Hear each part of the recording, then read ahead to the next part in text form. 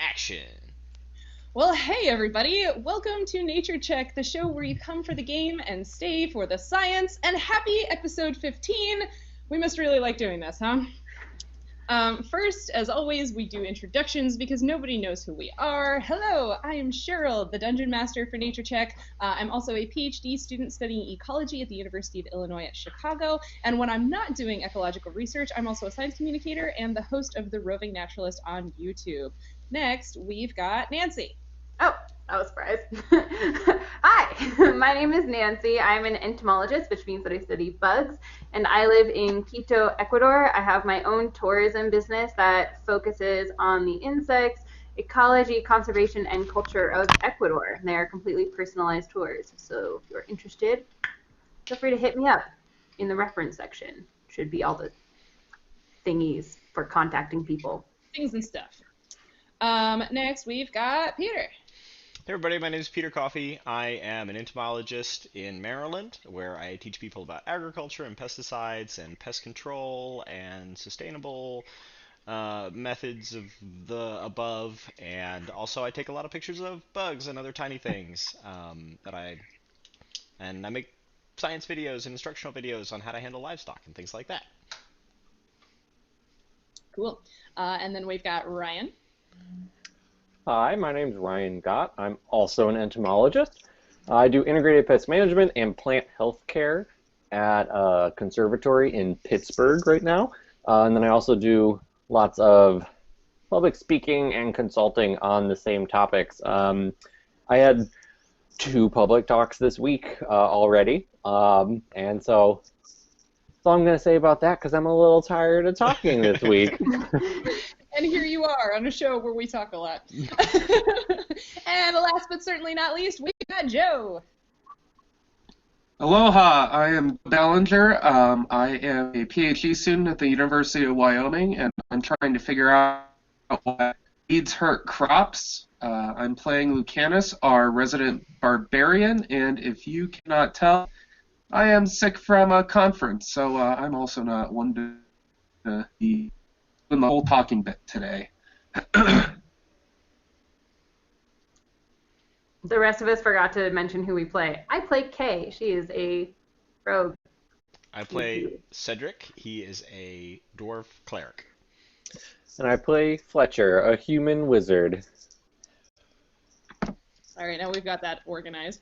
Well, it is the day, everybody. If you are watching Nature Check right now live on Twitch or Periscope, first of all, thank you so much for being here. We really hope you'll enjoy what you're going to see this evening. And secondly, if you have any questions for the cast, please put them in the chat on Twitch. I am not going to do my best to catch them today because I am working with one computer. So you can tag our mod, VronVZ, and she will pass them along to me. It rhymes. Anyway. And Veronica, you're the best. Veronica is the best. Also, as Nancy teased earlier, our last bit of housekeeping is the socials. You can find Nature Check on Twitter at @CheckNature, so follow us there for updates and the game schedule and things like that. And please subscribe or follow or whatever to Nature Check both here on Twitch and on YouTube. Every follow and subscription really helps us grow the project, and all of the game sessions will be uploaded and archived to the YouTube channel, and that's also where you can find our after-show recaps, the Nature Chats, so definitely go check out that. You can also access this game everywhere you find podcasts, so give us a listen and share us with your friends and your enemies and your frenemies, and you can find the social media details for all of tonight's players down in the reference section below. The cast of Nature Check would also like to remind you to wash your hands like all of the time, not just when it's a special occasion. Does anybody else have anything they'd like to plug? Yeah, I'd definitely like to plug hand washing. Also, this is going to sound really weird, but I want to give a shout-out to Tito's Homemade Vodka, because everybody this week has been talking about using Tito's as hand sanitizer, but Tito's is only 30% alcohol, and you need at least 60% to have, to basically be really good at killing viruses and bacteria and stuff like that. And by the way, I'm sure we're going to get into the coronavirus stuff later, but do not use Tito's as hand sanitizer. But Use Everclear. Yeah, Tito's did such a great job on social media helping remind people of that, though. So yes, they were heroes this week. Yeah, they just had like their one message. They are incredible and fantastic. But seriously, Everclear is there's a lot of price gouging with hand sanitizer right now, and if you actually want to use a liquor for hand sanitizer, Everclear is basically lab ethanol. It's at least 90% alcohol by volume. Which means that you can add like some sort of gelling agent to it, as long as you're not doing anything that shrinks the alcohol content below 60%. You're going to have to do the math on that. But yeah, you can totally make hand sanitizer out of Everclear.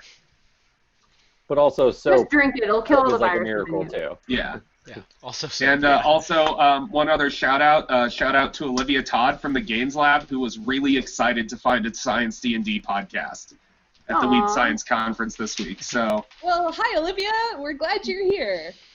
Hope we don't scare you away. All right. On that note, I guess we'll get started. Civilizations grew, flourished, and fell on the continents of Lacidus for hundreds of years. But in the year 885, everything changed. Where once the gods of the pantheon held sway over various continents and made their presence known in frequent and tangible ways to mortals, now a dread silence and emptiness reigned. Civilizations fell into internal turmoil, and tensions mounted between empires. The faiths of nations were shaken, and new versions of old religions began to sprout. Spells once commonplace and relied upon, those that required the gods' particular attentions, no longer functioned. Access to and contact with all other planes disappeared or seemed blocked. The continent of Arda, still colloquially known as the God's Garden, was once the sacred and protected realm of Obed High and Elana. At the moment of the loss, the strong protective spells surrounding the continent fell, and the shores and interior became accessible to any who wished entry on whatever business. In 952, a ship from the Tenebrian Navy took shelter in the large river mouth at the southeastern corner of Arda, and the sailors erected a small fort for protection. Over the years, the fort grew into a town, and the town grew into a small city. While Tenebria officially holds no claim over Arda, no outside nation has yet claimed dominion over the continent, New Seychester is, for all intents and purposes, a Tenebrian colony. In the spring of 972, 4 young people from different lands encountered one another in New Seychester. Though their alliance was first formed out of necessity, curiosity, and coin, they have now come to trust and rely upon one another as they explore a strange new world. Fletcher, a human wizard trained at Iskol University in the Dewin College of Arcane Arts, serves as the group's voice of reason. The consummate academic, Fletcher takes copious notes about everything they encounter in Arda, as he hopes to publish on his discoveries and make a name for himself. Cedric, a dwarven cleric, came to Arda to share the word of Moradin with anyone who would listen, and even with many who won't. Cedric's bright-eyed optimism is only ever momentarily balked when he encounters injustices, and though he commonly puts his foot in his mouth, he has established himself as a valuable member of the team nonetheless. Lucanus, an elven barbarian, secured passage to Arda in order to escape degradation and slaughter in his homeland. Born before the loss, Lucanus has come of age in a world filled with turmoil, and his dark humor and penchant for combat reflect his experiences, yet he also has an open and caring side. Kay has grown up in New Seychester, raised by her adoptive parents. A roguish woman, Kay's knowledge of the townsfolk and local geography have already helped the group navigate their first few days in a new land. But violence and adventure are new to Kay, and she's still learning how to take care of herself in the dangerous wilds of Arda. Well, everybody likes a shopping episode, right? Especially when it has as much awesome character development as our last session. You've made several friends in the past few days, haven't you? Cedric and Kay met Quetzadi Baldirk, the voluptuous jewelry shop owner. At the grand opening party for the Royal Academy of Explorers, you all met or talked to a wide cast of characters, including the mayor of New Seychester and his clerk, Caspar Reed and some of his employees, and a pair of young fellow explorers, Benedict Hawkins and Rex Henderson. Perhaps most importantly, you met Stomonel Laughshield, the stylishly dressed elven ship captain, who has agreed to ferry you across the Coquerel River. Speaking of which, it is now the morning of Oladamum, the 12th day of Bloom Run. You've all just finished sleeping off the party. What would you like to do now? Get up, I guess. Why is every morning like this? We need to get you guys out of the city so that you stop Yeah. being like, oh, I guess feel I like wake up. I feel like things associated with going on boats usually happen really early. So I feel like we would need to be like getting out the door and like they're probably not used to ever seeing us up this early. Just like up and gone. Leon's like, oh, hi, bye. Yeah, that's He like had every breakfast already, and he just like holds it out. that is a very accurate It's like description field of like work. yeah. Every time I've done field work in marine science, it's like, oh Yeah. my god, it's 4 a.m. and I'm just like chugging coffee Yeah. and like, where are my bananas? Ugh. Yeah, it's I field mean, work. Like that's what it's at crack of that's what dawn. it's like with weed science as well. When your field sites are like 8 hours away. Yeah. I mean, in the prairie, we like to get up early so that we don't have to be out where there's no shade in the middle of the afternoon when it's super Yeah, the hot. heat. Yeah. Yeah.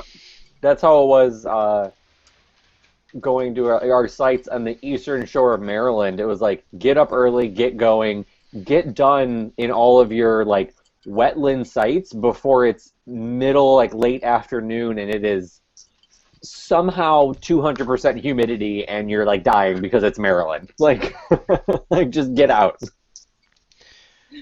Well, if that is the case, you're packing up and ready to go? Yeah. You know, in movies when it's like there's this like full breakfast and then like the main character comes down and grabs like a piece of bread and then leaves.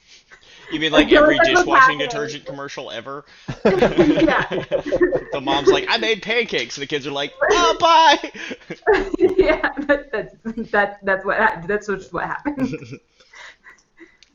Speaking of you personally, Kay, are you like telling your mom where you're going this time? Oh, I should probably do that. I mean, Hey, you don't have to. hey, Mom, I'm going out again for a while. Maybe a Out day. again? Maybe a day or two on a boat. Maybe a day or two on a boat. a Where boat. are you going on a boat?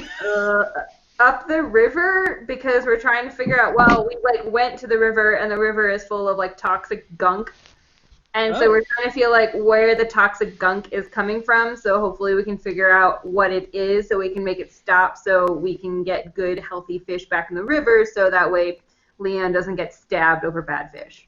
Yes, and so we can start selling fish again, and so that no one gets sick from that. That sounds like a really great thing you're doing.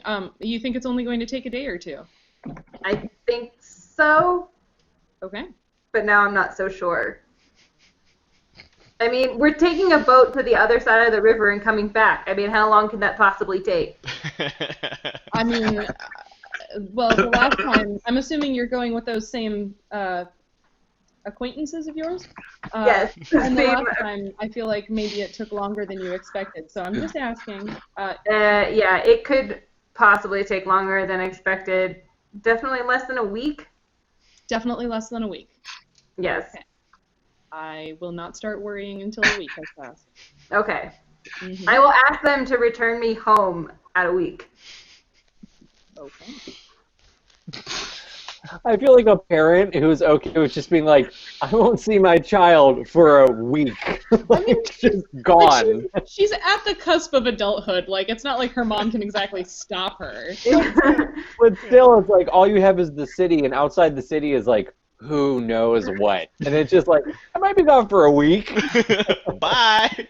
With I'm those weird people. sure internally she's like very worried. Well, you have to remember that, like, Kay's mom never saw the bloody clothes. Like, she has no idea just how That's much trouble true. Kay has gotten herself in. Like, she just thinks that Kay was gone. She has no idea that Kay got hurt. But she did meet the people who it was gone with. So. Yeah. and their difficulty in, like, their difficulties in buying shirts did not exactly inspire confidence. But, you know, like, she's an open-minded person. Elizabeth Farrell is not a Her bad difficulties. person. Buying shirts. Yeah. Oh, fabulous. So you'd say bye to Mom. Bye. Bye. Are you meeting us at the Mark Bird or at the docks? I don't think we said. I think the docks. I think we said the docks. Did we not say the docks? Hey guys, did we say the docks to meet Kay, or is she gonna meet us here? Did anybody talk to her last night? Yeah, we were all going to meet at lunch. Oh, okay. Because we had to Good meet job. so early that it was like everyone needed to just wake up and go. That makes sense. Well, I'm ready to go if you guys are. I'm like out the door. Well, okay, well, wait for me. Not all of us have weird long legs. Your legs are too short. Keep They're up. just the right length. Yours are too long. They do reach the ground okay. Yeah. You know, to be fair, Cedric, corgis are herding dogs, Yeah. and they have short legs too.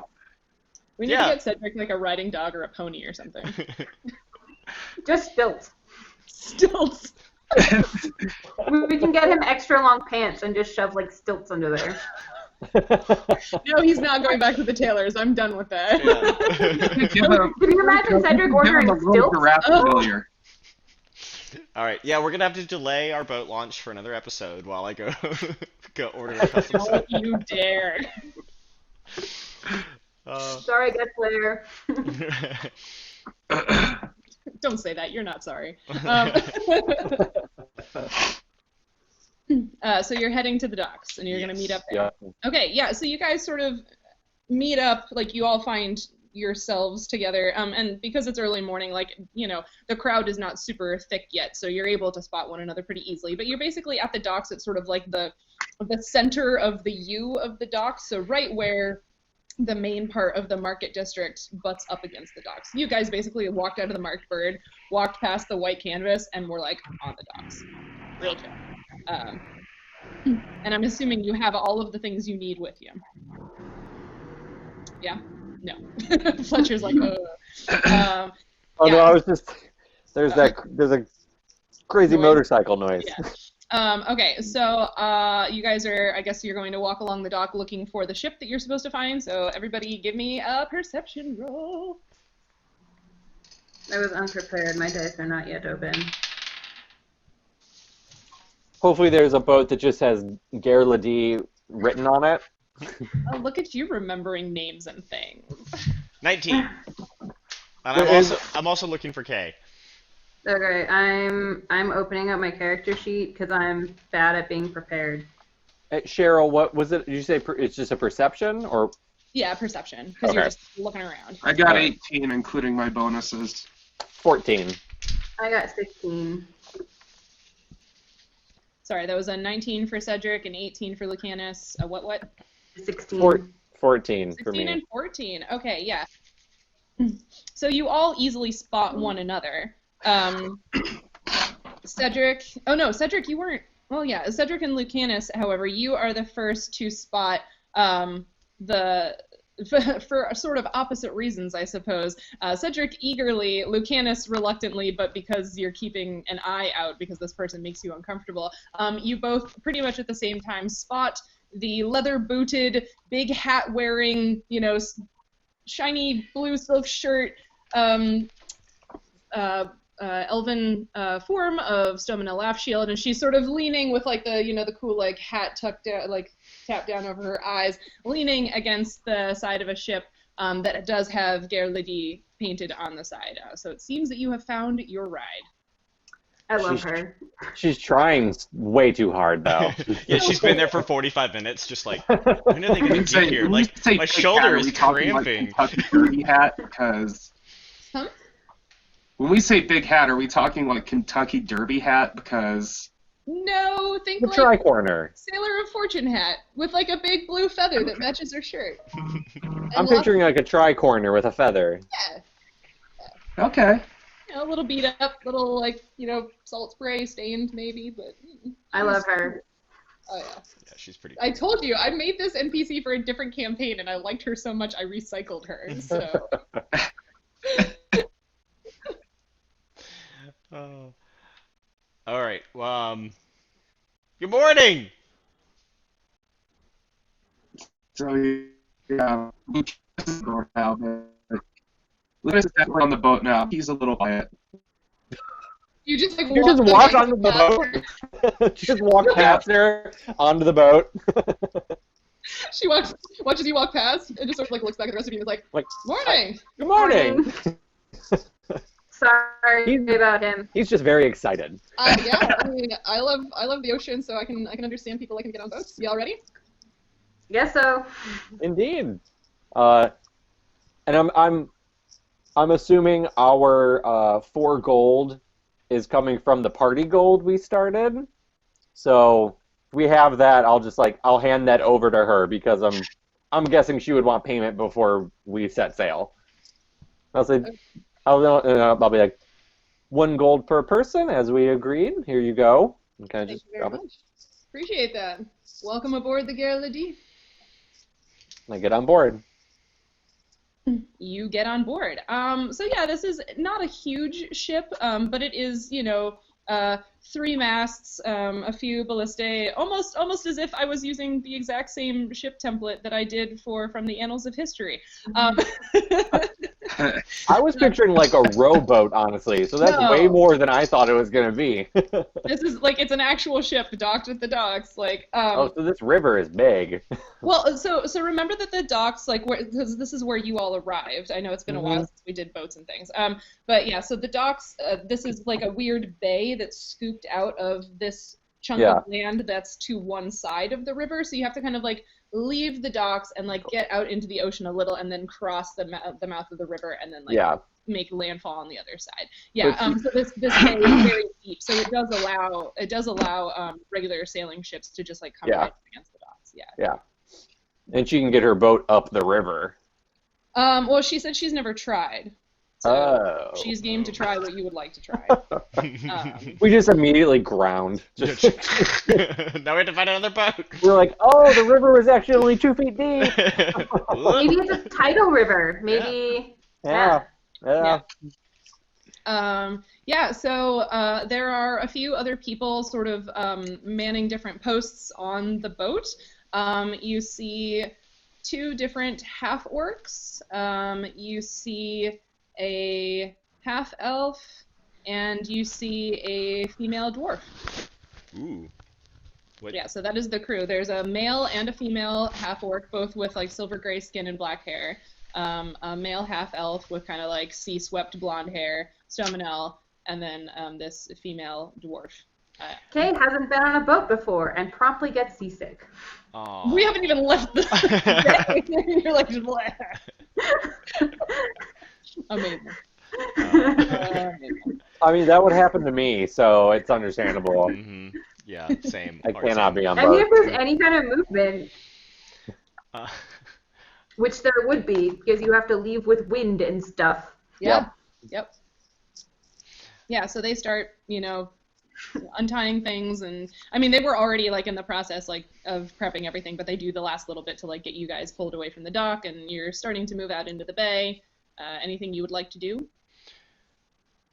Lay down and try not to puke. No, Kay, they told me this on the boat ride over, but it helps, believe it or not, if you get up and you kind of like look at the horizon. Don't close your eyes. It doesn't help at all. I tried that for like 3 days, but there's something Cedric has a lot of experience with. It's seasickness.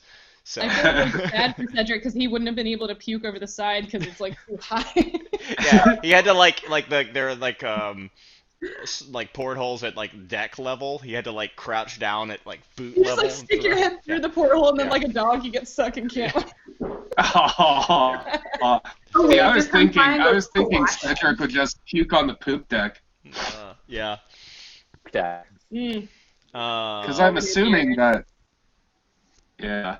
Kay, Right. I guess takes his. I don't know what the front of the ship looks like, but Kay takes his advice and either sits and puts her arms on the railing and looks out, or just stands and puts her arms ugh. You're not gonna do like a Titanic. No.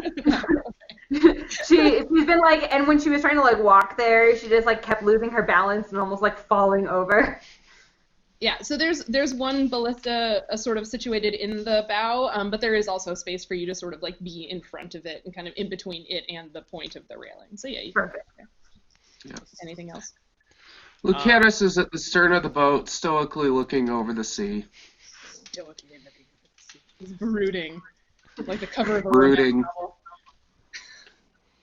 novel. So can you the dwarf Yeah. woman I sailor? was ready for that. Yeah. Yeah. What is what does she look like? So she's young, like approximately your age, very tall, taller than you, taller than most dwarves, male or female. And though she's still muscular, muscular. Ugh, words are hard. She's very lean, so her musculature is less pronounced. You might assume that she's a little leaner because she's spent her life working on ships. Dark brown skin, jet black hair that she keeps in a very thick braid just simply down her back, and her clothing is also simple and practical. Nice. All right, cool. Stamp of Cedric approval. Yeah, she sounds pretty dope. And she seems to be like kind of in charge. Like Stomonel is obviously the captain, but like this dwarf seems to be the, like, you could presume she's the first mate. Okay. Well, clearly she's working, so I'm not going to bother her while she's working. Oh, you're not going to bring up Moradin while she's trying to keep the boat working. I'm going to wait till the first possible moment after she's done working to bother her about Moradin. But yeah. I mean, Cedric. Oh God, please don't Cedric don't piss off man. the people who like our safety depends on. No promises. So basically, after you navigate out of the bay and you're like out on the ocean, she sort of like she was supervising a lot of the things, like the female half orc, the female half orc and the half elf were both doing lots of things with like the rigging and the sails and stuff, and the male half orc was at the helm. And she was kind of supervising all of that, but then, like, you know, once you're out into the ocean, like, you're, like, underway, she sort of seems to step back and, like, they know what they're doing. All right. Cool. Lucanus is still brooding. Still brooding. Yeah. Big change. Yeah, so it looks like she's free now. Also, Eric says, wait, the captain's name is Salmonella? Thanks for that, Eric. No, it is not. So wait, is Stomonel, is she free or is the dwarf woman free? Stomonel is also free, but the dwarf woman seems to be free now. They were both sort of supervising things at first, but now it's like, oh, their crew knows what they're doing. All right, well, I'm gonna make my way over to her, and I'm gonna walk up and be like, Forge Father's blessings, sister. And also you, brother. Where do you hail from?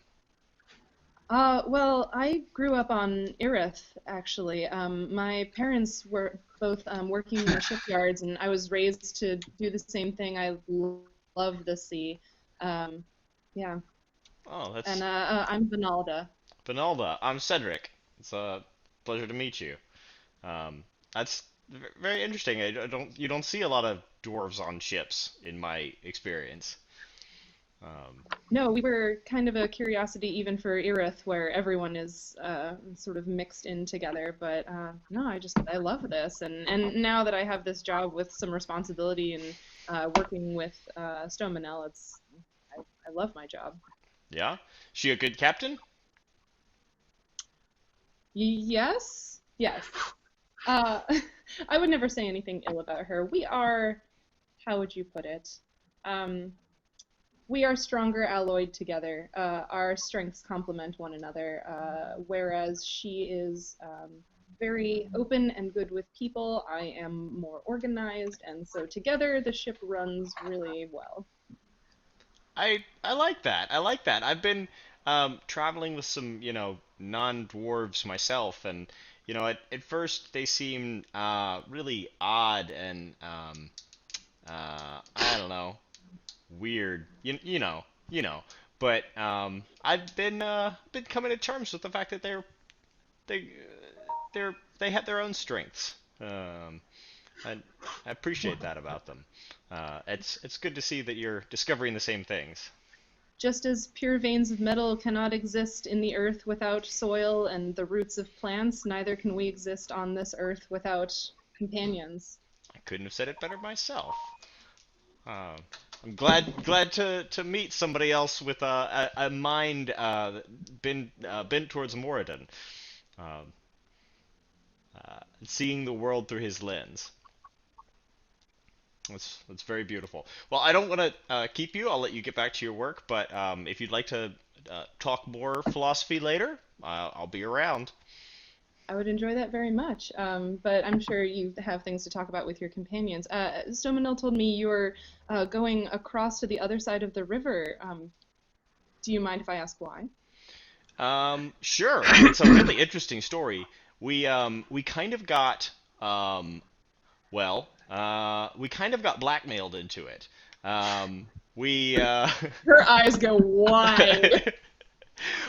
So I don't know if you've spent much time in New Chester, but there's a ton of terrible people there, and there are these horrible criminals were trying to frame Kay. She's the woman over there throwing up.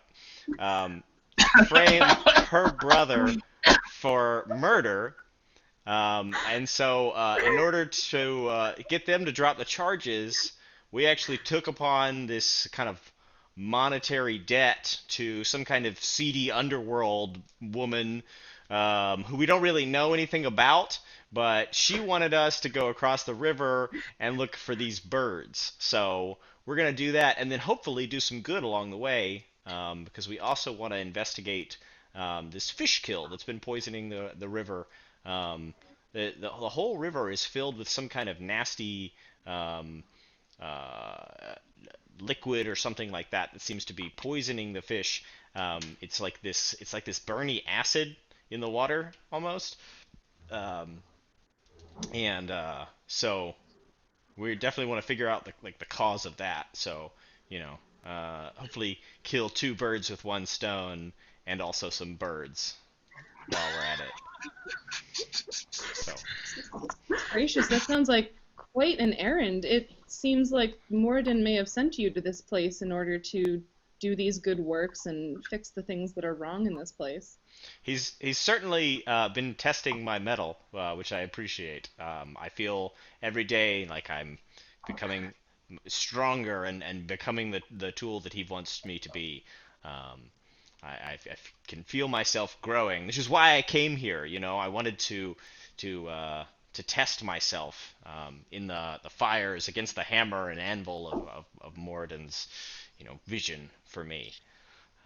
And so far it has been very invigorating. Oh, that's amazing. I wish you all of the luck on your adventures on the other side of the river, and hopefully I will see you again soon and that you will have experienced this test and come through it with flying colors. No doubt I will. Is Lucanus anywhere near them? He's on you can be wherever you want, man. It's not that big a boat. Like you can be wherever you want, but like you could be out of earshot, or you could be like standing nearby listening to this awkward flirtation that's happening. Yeah, Cedric's definitely not talking quietly, so you could. Does he ever talk quietly? I was just gonna say. Oh, that's fair. Well, Lucanus overhears them. That's all I'm gonna say. All right.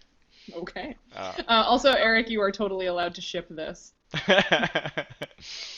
Literally ship it. They're on a ship. Yeah, he asked if it was too on the nose to say it. No. You can ship. I veto. We're all on the relationship, so you can ship the ship on the ship. It's all Cedric That goes was brilliant, Ryan. Oh god. ship shape and above board. I like that more than my net puns. Anybody else doing anything else while you are on the ship?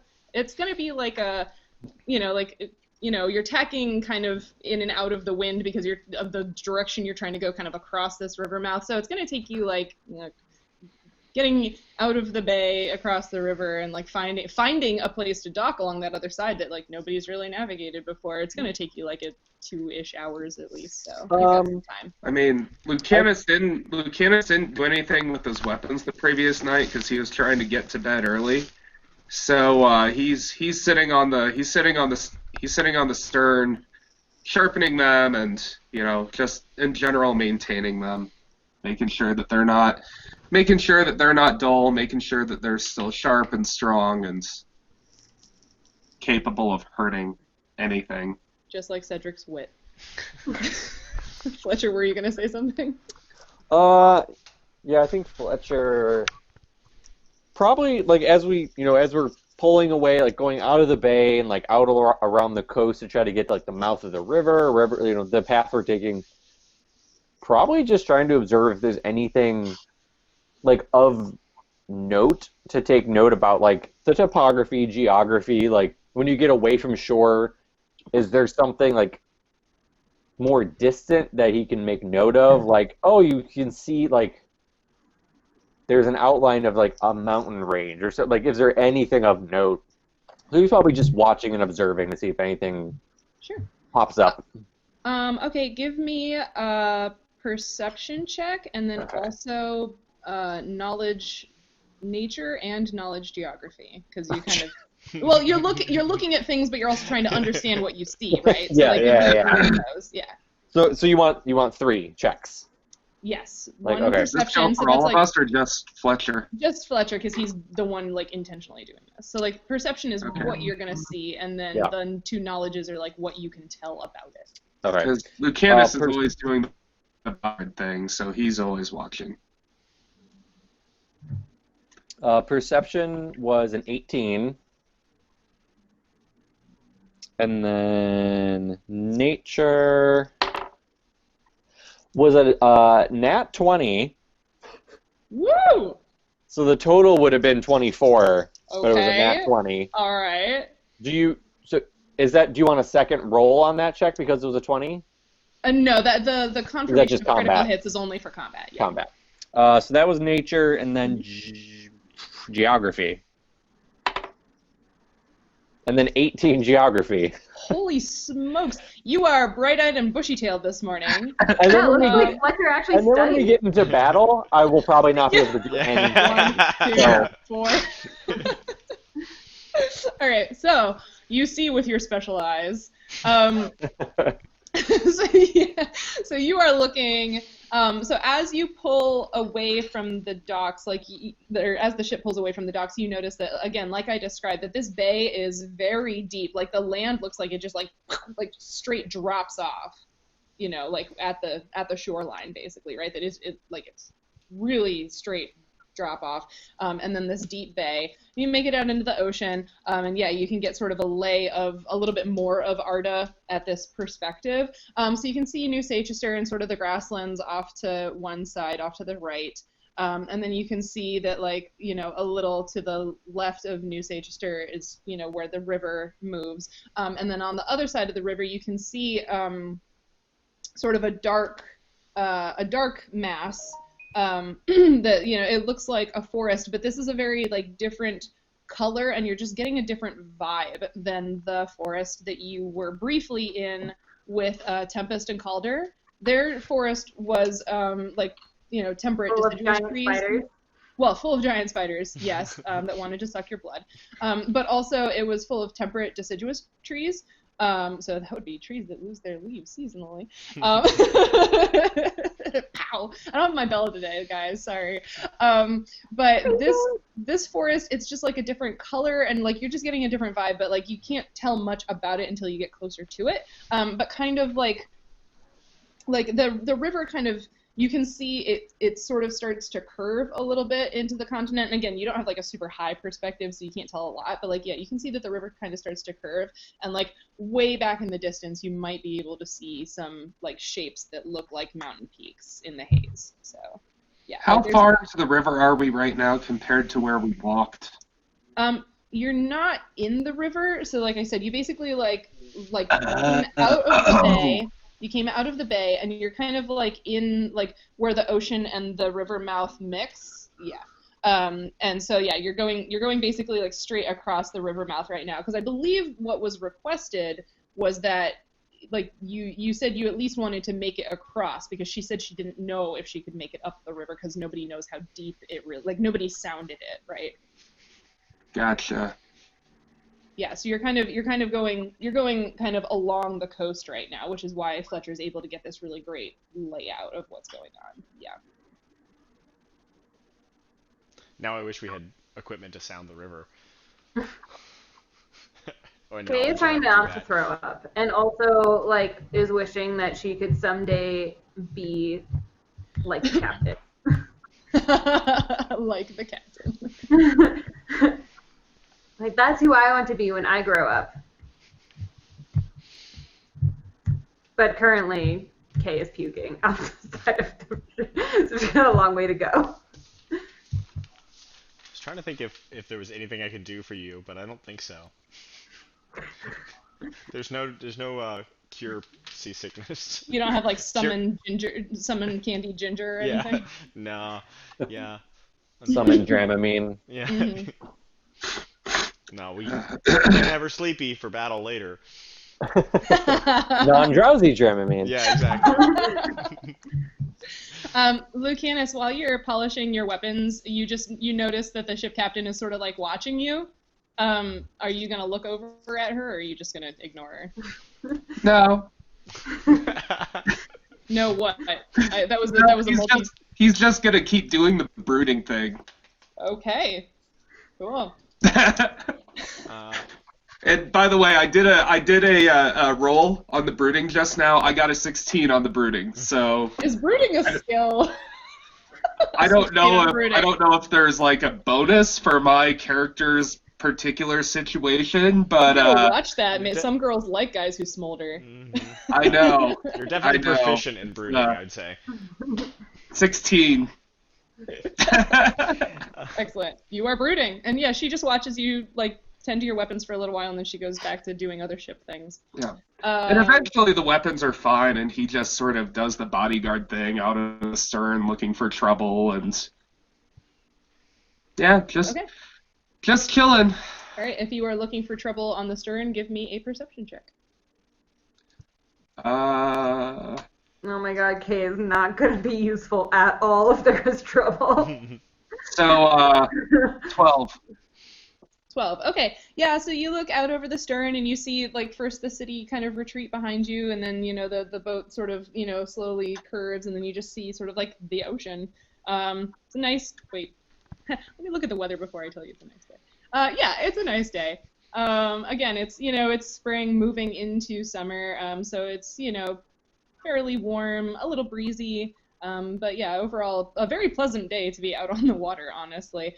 And yeah, you don't see anything of note. I walk over to Lucanus and I'm like, it's a beautiful day to be out on the water, don't you think?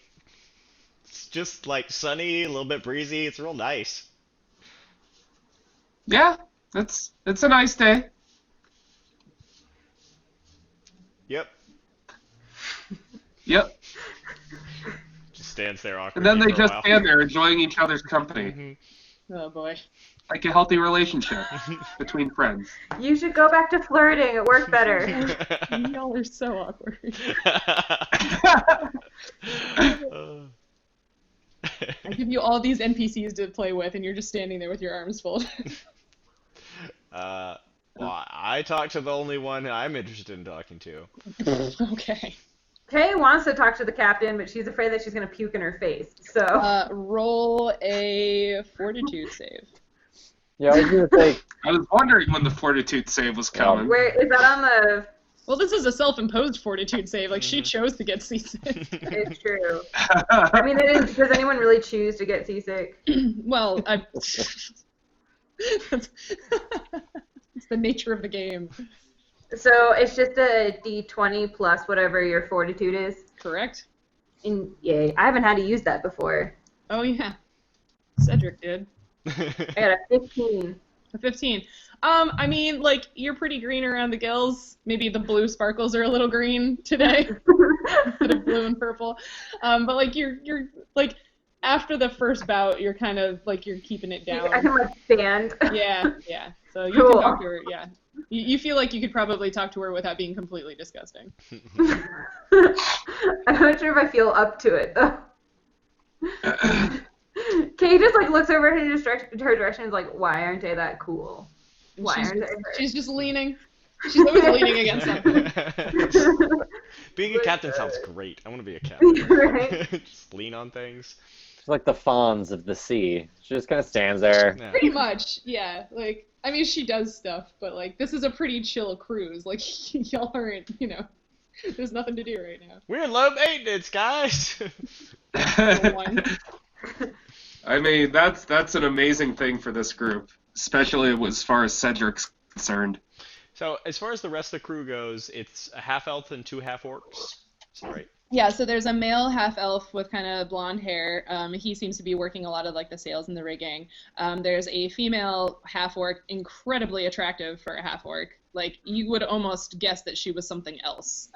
Because like, she's got the tusks and the gray skin and the black hair and whatever, but like, she's really, really pretty. Like, She's making it work.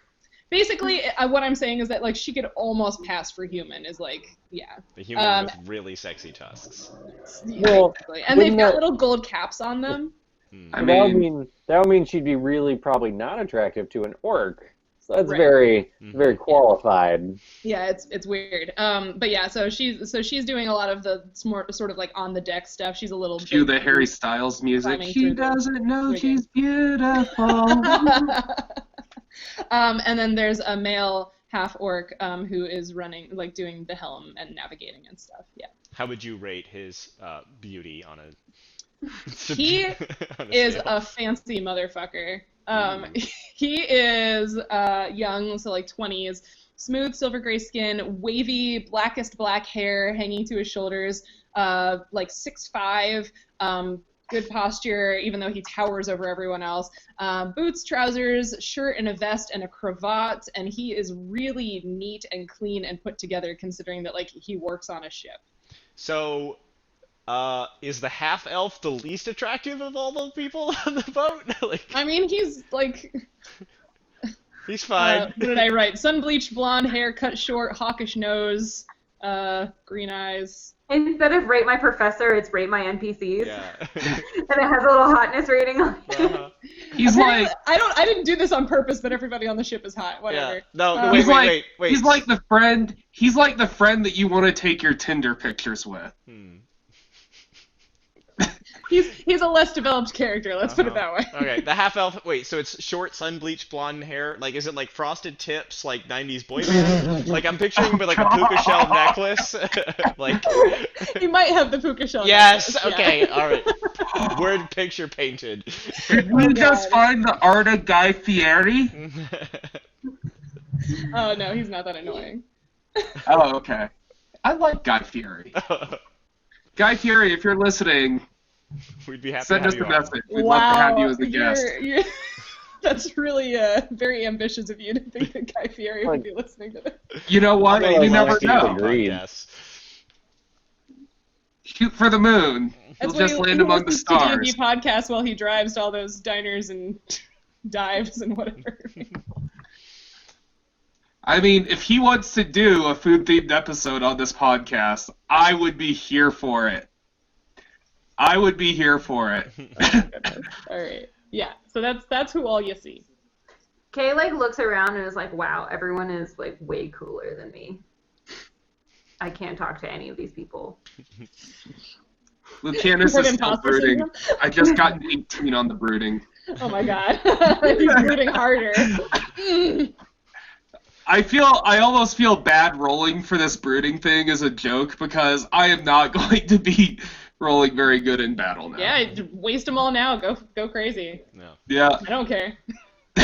Cedric's gonna like make his way over to Fletcher and be like, hey, do you think have you noticed Lucanus is kind of brooding more than normal? I mean, he's certainly doing his typical staring into the distance dramatically sort of thing. Yeah, I guess that is kind of his thing, isn't it? I mean, maybe I don't know. Maybe he hasn't been on a boat often. I mean, certainly coming over here to Arda, but I mean, it could be a new experience. And it's not like we haven't run into problems in this water before. So he's probably a little bit worried. something might happen. Remember those plants. So I appreciate that he's keeping an eye out, and so that he is moving. There is that. Oh no. Peter's breeding now. Oh no, I'm I lagging. know, right? Now he's back. Am I This makes back? me feel like I need to give you guys the Everfull jug as a magic item. Now Peter's back. Yeah, I'm back. Back. Hey, do you think there are any like big sharks that live in this water? Oh my god, thank you. Well, if the water's deep enough, I wouldn't see why not. Oh, That'd be cool. I'd love to see one of those. oh my god. I'm so tempted to just make it attack you right now because you're poking the bear. We could always tie you off to the mast and throw you overboard and let you swim around. What was his name? The guy that died? Wasn't he just some random NPC? It was, Yeah. They gave him a name. For those of you who don't know what we're talking about, they were attacked by a megalodon from the Annals of History episode. Oh, I have in a the same megalodon area too. of the ocean. I found it. We found it snorkeling. Awesome. Fun fact. Oh, very cool. So this is when our boat is just passing over, like, his skeleton buried in the sand beneath us. Yeah, no, I think I'm shark good. poop. Ancient shark corporites.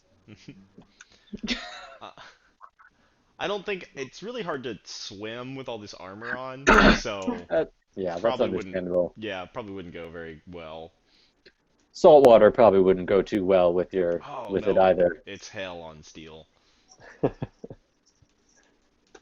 That would be rough. Mhm. No good. Yeah, it would take me like 3 days to re-oil it all. It's a lot. I tell you what. And I don't know, it might hurt my shirt. Ooh, I'm gonna change it to my adventuring shirt. Yeah, you see that shirt seems awfully clean. Are you sure you don't want to change that? Yeah, Because we spent a lot of time dealing with that. yeah. All right, I'm gonna change it to my adventuring shirt. It takes 15 minutes for me to like take all my armor off. And undo all those fucking buttons. Yeah. Don't forget all Yeah. like 182 buttons So made many of copper buttons. or whatever. Yeah, and I have to like get Fletcher to help me with like some of the like leather straps to like Oh my god. Eric has reminded us that it was Floppy McGee. R.I.P. Floppy McGee. Floppy McGee. You gave your life to the Megalodon Floppy episode. Oh, now I feel bad we didn't give him a better name. Yeah, floppy. Yeah. Oh, because I said something about him being Floppy in the Shark. R.I.P. Floppy. We Oh, heard right, the yeah, DE. it's like Yeah, because like Limp. you asked if he was already dead, and I was like, well, he's pretty floppy. So anyway, He was a good man. Nobody could say he had much of a backbone, but wow, this 2-hour boat ride is gonna last forever. Yeah. Yeah. Yeah. All right. Yep. right. I think that's all I got. All right. So eventually, Stomonel comes back up to you, Fletcher, because you were the one who sort of like negotiated this with her, and is like, okay, so we are like you can see we're kind of most of the way, out into or like across the river now. Did you want me to just like drop you off on the other side if we can find like a cove, or did you want me to see if we can like make it up a ways? Suppose it's. I know you mentioned you're not sure about the depth of the river going up any length. We're also unsure about how far up the river we would need to go. Do you have any rowboats or anything, lashed to this ship that we could potentially lower and take further up the river, in case you don't want to endanger your ship? I mean, yeah, we do. Claude is a great navigator, but I don't really want him driving my ship blind up that river. But yeah, if you want to take the dinghy, you can. It's gonna cost you a little because you're taking my boat, but I mean, that's a thing we could do. Yeah.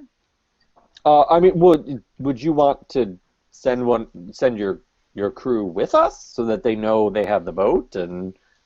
I mean, you wanna.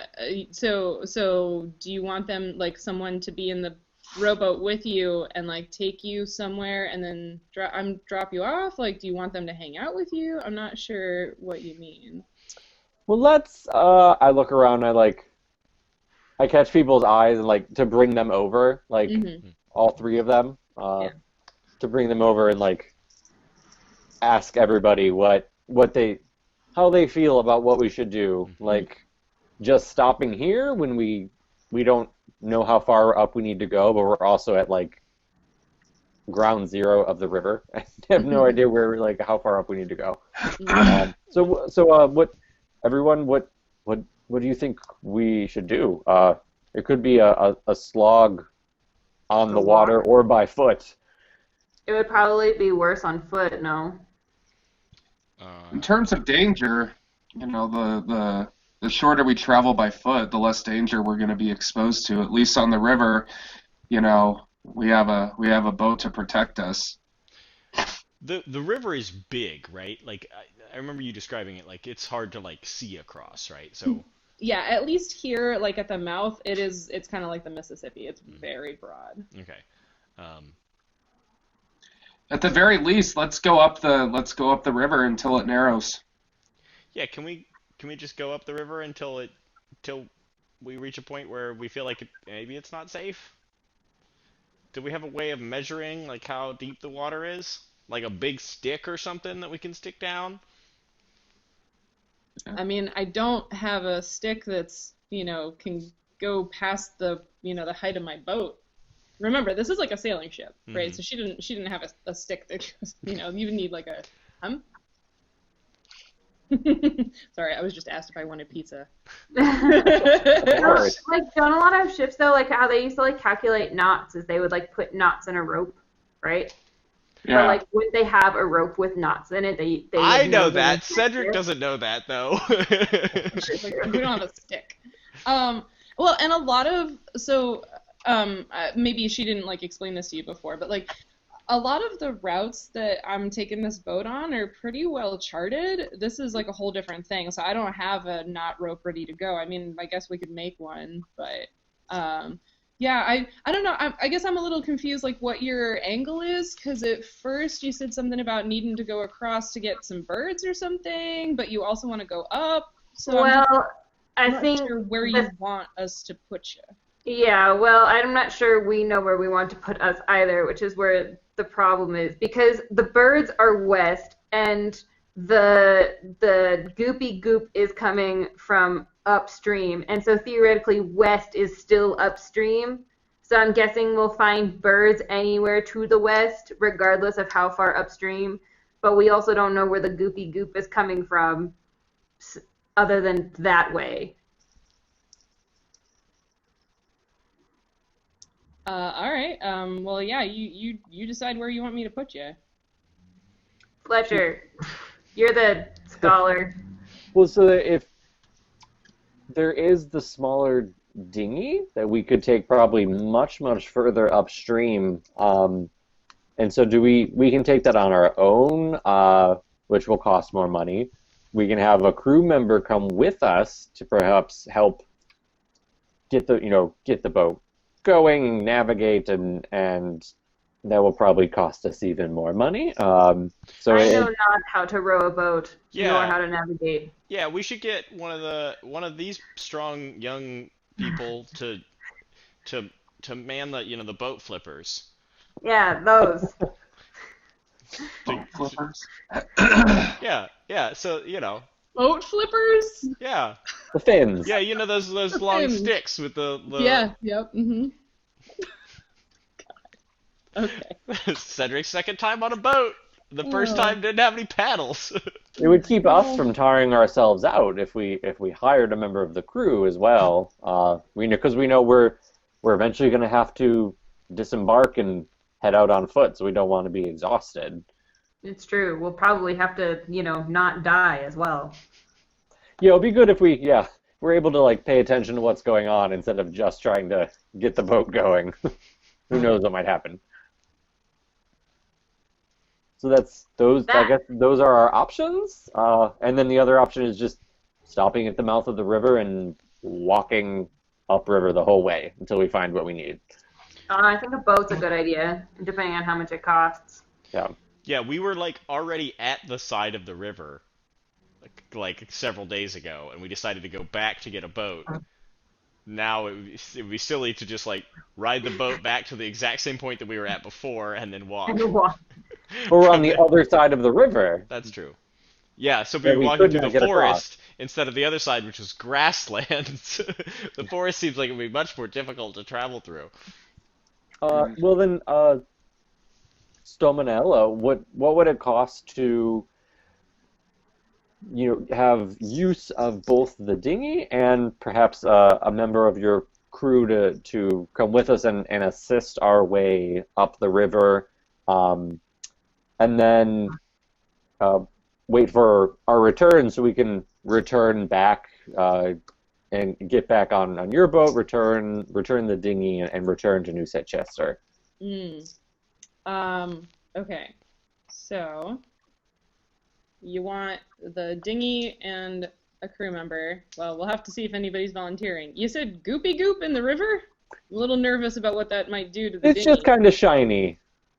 It Okay. seems to only hurt things that are alive, and your boat is not alive. Not last time I checked. So you're good. Okay. I would not recommend your crew member who comes with us to drink or touch the water, though. That is not Okay. recommended. Cool. Yeah, well... Yeah, Get over here, drank it, Lucanus and he's just still alive, like but a little worse for wear. Cedric. Wow, harsh, guys. Because we're all like, Cedric drank it. Well, I will. Whether or not a crew member volunteers to come with you is up to them. So you can ask them. As far as the dinghy, Look we're shopping. Are you surprised? not at all. As far as the dinghy, I mean, it's a dinghy. Like, if you want to give me 10 gold for it, like that's insurance enough. But yeah, as far as whether or not anybody's coming with you, that's up to them. So you'll need to ask them. Is the crew still sort of like scattered around the boat doing stuff? Yeah. Well, I Hey, know. what a doubt. Go with the really hot who do we word. want to ask? I mean, I know which one I want to ask. Is that where Cedric is running off to? Yeah. Yes. Lucanus Poland, still brooding. Still brooding. So yeah, what is the dwarven woman's name? The dwarven woman's name was Vanalda. Vanalda Boardstock. Okay. Yeah, I'm gonna run over to her and say, Mhm. so, we are thinking that in order to go upriver and check out the source of that acid that I was telling you about earlier, Mm-hmm. we don't want to take the whole boat upriver, because apparently it could like run aground. Yeah, Yeah. it certainly could. So, your captain is gonna let us borrow one of the little boats, the dingies, Oh, and she is. Okay. well, we're gonna rent it, I guess. Okay. But we need somebody who knows how to paddle it. Okay. So, do you want to come? I mean, I can if you guys need help. My arms aren't exactly long enough to use both oars at the same time, but if I pulled on one oar, and someone else pulled on the other, or I can help you navigate and while someone else rows. Oh, it could be a date. Oh my god, it's like awkward, like Row double in the Yeah, back. rowing. I'd be honored to pull on the oar beside you. Ugh. Now I need to roll a fortitude save. Aww. We're all dead. I also suddenly feel another bout of seasickness. Yeah. How far are we going exactly? Well, we're not sure. Like I said, As far as you want to go, baby. I hope you're just saying that under your breath in the background. Yeah. Oh man, I'm gonna harass this poor girl. Actually, no. Let's have Lucanus say that to embarrass Cedric. Like he just walks by and says that. Okay, she kind of like does the double take thing, looks over at you, and like looks and like squints, and then she like looks back at Cedric and squints harder. Cedric blushes and then just says, yeah, like, I mean, I guess, like, we need to figure out, like, how, I don't know how far the boat could go, like, I guess however far you're comfortable with, but, like, obviously we wouldn't go overnight, because there's I'm not so enough, glad you're getting consent first. Obviously what? we wouldn't go overnight, because there's probably not anywhere to sleep on that little boat, and so, like, maybe, like, a couple of hours. But then, like, maybe we'd get off somewhere. We don't. It's kind of more just to see what's up there. Get off somewhere, huh?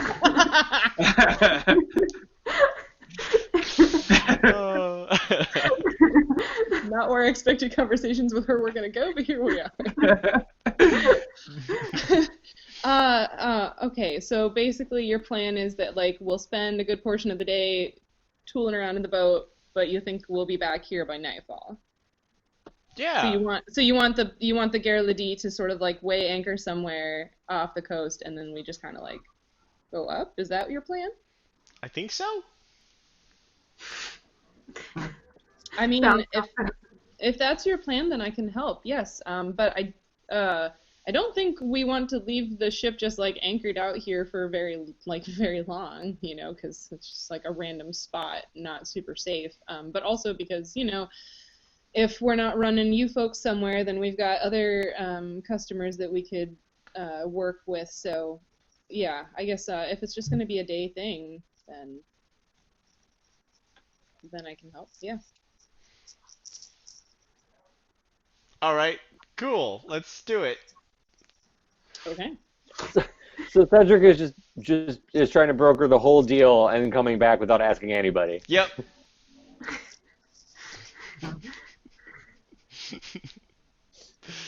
Let me see your surprise face. Yeah. This is mine. So Cedric comes God. back with Vinalda, and he's like, "So Vinalda said she'd come with us for the day." Hello. This is Vinalda, by the way. Vinalda, this is Kay. That's Fletcher, and that's Lucanus over there. Mm-hmm. Hello. Cedric. So you promised what? A day? Well, I thought that's what we were gonna do. Is that not what we're gonna do? And what happens if what we're doing can't be resolved in a day? Well, I thought we were just gonna go out and look. Well, I don't know.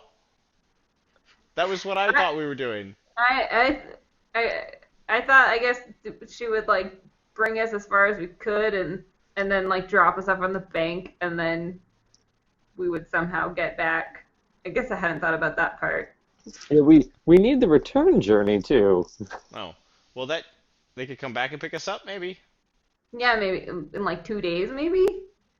How long are we think it's going to take to kill some birds and find some goop? Yeah, how hard can it be? Depends on how far up the river we need to go. What if a day still doesn't even get us past where we need to go?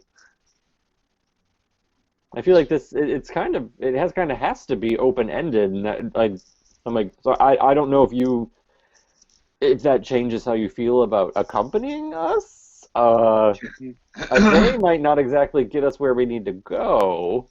Can we pay for them to wait? Potentially. Because if we I feel pay like for gold them to can fall a wait, lot. if we pay for them to wait, you know, we'll still have safe passage back.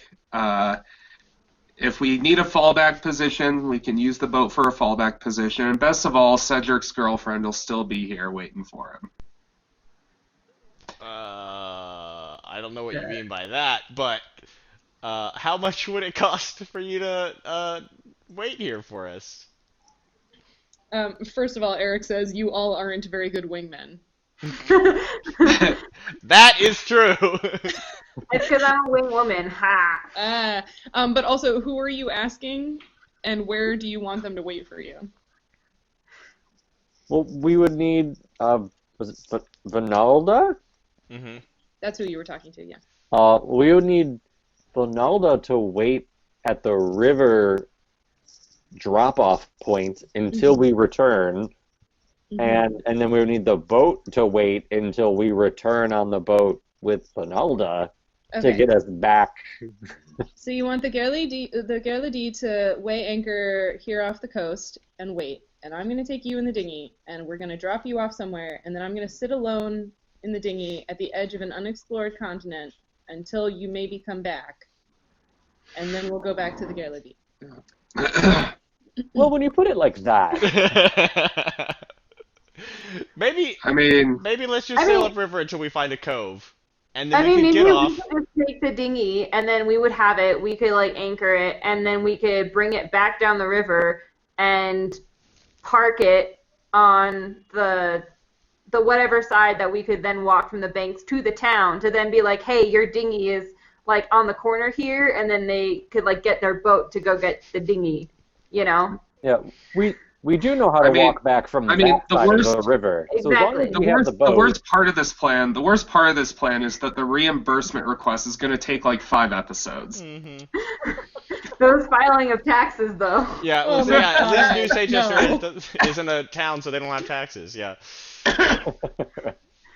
I mean, I think that's our best option, right? Because that's the most economic and ensures that we will get back and no one has to wait for us and potentially no one will die except for us. Yeah, no endangering of others. Yeah. So I guess, what if we rent the dinghy, the Gerlady can go about its business, and we basically register that the drop-off point will be the opposite side of the river that we're basically on now, where the Gerlady can pick the dinghy back up, which we will drop there, go back to town, and come to the docks or get sent a message to you that the dinghy has been returned and we are back in town. And we can, and if you need, we can sort out some kind of half now, half after return sort of payment, so you have money to guarantee that this will be left there, or whatever, if those terms sound acceptable. Vinalda sort of listens to all this, and yes, that all sounds acceptable. Did you said Stomonel said you could take the dinghy? How much did she say you could take it for? 10 gold. 10 gold. You see her shoulders slump just a little bit, but she's like, okay, yes, you can do that. And if the dinghy gets dropped off and is none the worse for wear, then we will give you half of that back. Okay. Sounds good. Sounds good. Can you give us really quick, just some lessons on how to operate Make it move. the bits that make it move? You She just sort of move them. squints again and You is just like, move them. do none of you know how to row a boat? Oh. No, Fletcher does. I mean, growing up. Theoretically. growing up I read in about a it in a book. working class family of people who would have Right. Yeah. what activities I do you mean- do in medieval fantasy land but outdoor stuff? Would That's you would have Lucanus know? you would have canoed at some point. Yeah, there's only outdoor All right, stuff and indoor Pocahontas. stuff. Yeah. Would Lucanus know? Yes, you would actually, because your village was on a lake. So. Ah, okay. Yep. So yeah, I find it perfectly plausible that both of you would know how. Absolutely. Okay. Lucanus raises his hand. Not that I would have I loved know to how watch to Fletcher operate a row the boat. boat by himself. Oh, I don't think he can even like contribute anything to trying to row the boat. 4 people upriver, it's gonna be up to Lucanus. He's a wizard. He's a wizard graduate student. He can't do anything. He is the strongest. My arms are so tiny. Yeah. You are the strongest. It's true. All right. So yeah, they navigate to a place where they can sort of, like you all get in the dinghy and they lower it down on ropes and into the water. And there you go. And is there? I'm assuming like, so like where we are, when we would have like passed by the other side of the river, we can like. We would have established a place over there that, like, there was a weird dead tree and some rocks, and, like, that's where we'll shore the... Yeah, so basically she was able to pull you, like, sort of into the mouth of the river a little bit. Like, she, you know, they were able to sort of visually see, and, like, everybody already knew that this river was really big. So, like, yeah, they chanced it for you and went up a ways. And, yeah, so they're sort of pointing you towards a place that seems like a good landing spot. And can I have everybody give me another perception check? Oh, God. Hey, I got an 18. I rolled a 1, so I'm sitting at a whopping 7. Kay is still 18 seasick plus 4, so that's 22. and is suffering from imposter syndrome. Oh, relatable. Poor Kay. Lucanus It has so is many so happy relatable to days. be off that boat. He's Yeah, you are. really looking at the stuff on land Yeah, you are. because he is brooding. Not looking back. I got Other 8. perceptions? 8! 19. 19. Okay, sorry, Kay, what did you get again? You said A you're not 1. A 1. Oh, She's just so seasick. sorry, boo-boo. Plus 6 is 7. She's Well, like, now you're closer to the water line in a smaller boat, and it's more movie. And yeah.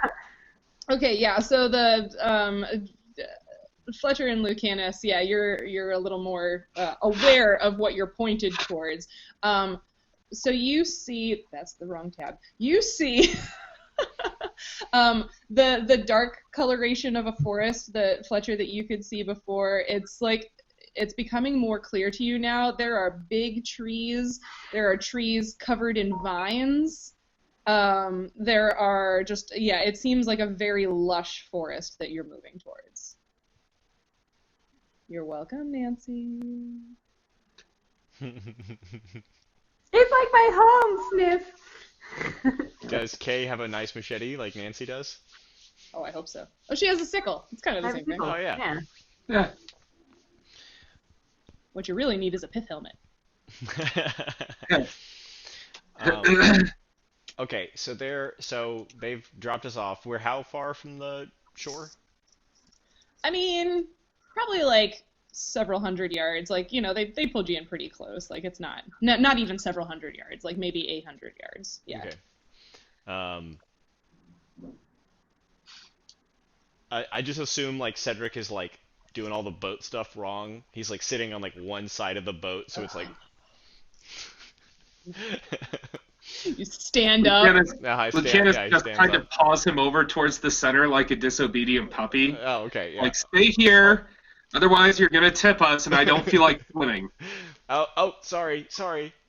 And Fletcher puts his hands up, like, he stands up and he just puts his hands on his shoulders and just, like, pushes it back down. And, like, Totally. do not stand up. Oh, okay, all right. I mean, if Cedric stands up, he's kind of short, but... Yeah, it's a very low center of gravity. Okay. So. Oh, boy. Yeah, so Lucanus, are you at the oars? Yeah, am I at the oars? Yeah, I think I'm at the oars, aren't I? Yeah, what should I have? Because I'm the strongest person who knows how to use a boat, so... Yeah, you'd have to be. Mm-hmm. Yeah. Sorry, I'm trying to decide what I want you to roll. That's what I get for being a barbarian. True. Sorry, I'm looking at my game screen, which I broke. How about... Do you have like a? I don't have a character sheet with me. Row, row, row your boat gently down the stream. I can never remember the whole. Find a source of acid and kill a bunch of birds. I should have thought more about the lyrics. There's a ride. Wow, there's a ride skill. Hey, let's just do it. No, that's for horses. Riding a boat. Just do a straight strength check for me. That's fine. Straight strength check. Yeah, this version does not have like athletics like they have in. I got another 18. Wait, just on the die, or that's with your modifier?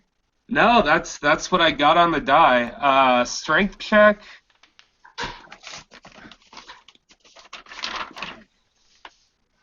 Wish I could roll this well in battle. Jesus. What is my strength modifier? More importantly, how many pages is your character sheet? Let's see. +2. So dirty 20. So 20 total, dirty 20.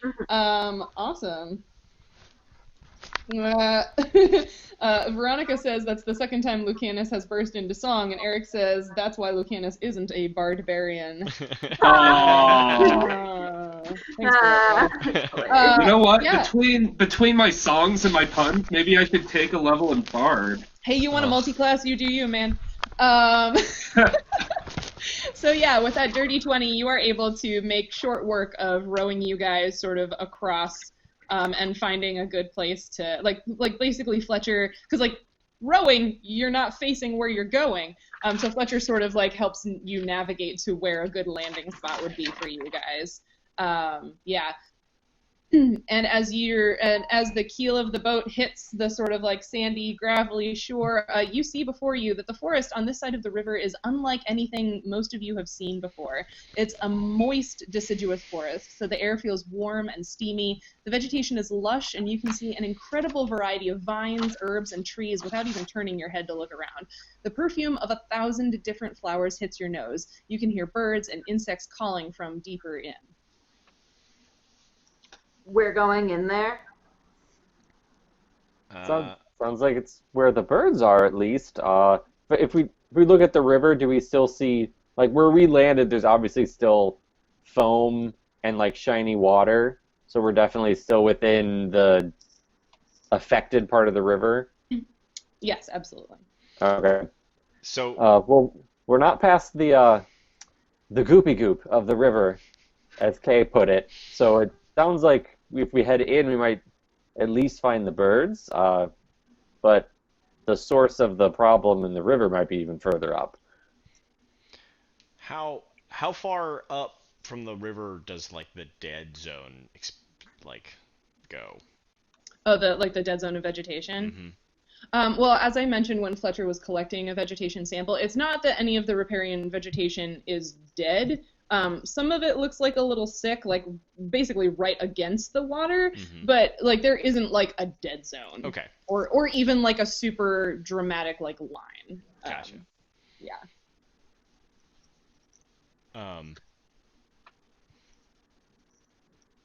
All right. Let's go in. I guess, yeah, this is as good a place as any to head in. Can you look brooding while rowing a boat? Mm-hmm. Absolutely. Yeah, totally.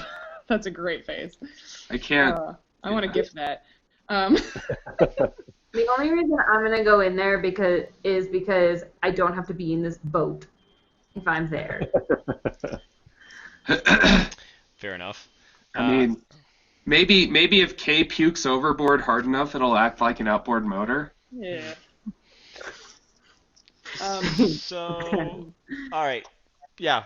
So can I stand up? Is it okay for me to stand up now? No. Yes, No, yes, we're on the shore. keel has hit the shore. Oh, we're on shore? shore. Yes, fine, do it. All right.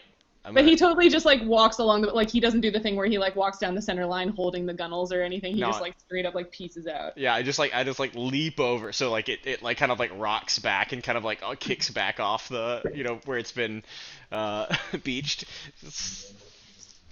Oh, Yeah. boy. Yeah. And then I like stand there awkwardly while you like reposition and like get the boat, back up on the shore. It's like, oh, sorry. They'll like try and like reach out to help.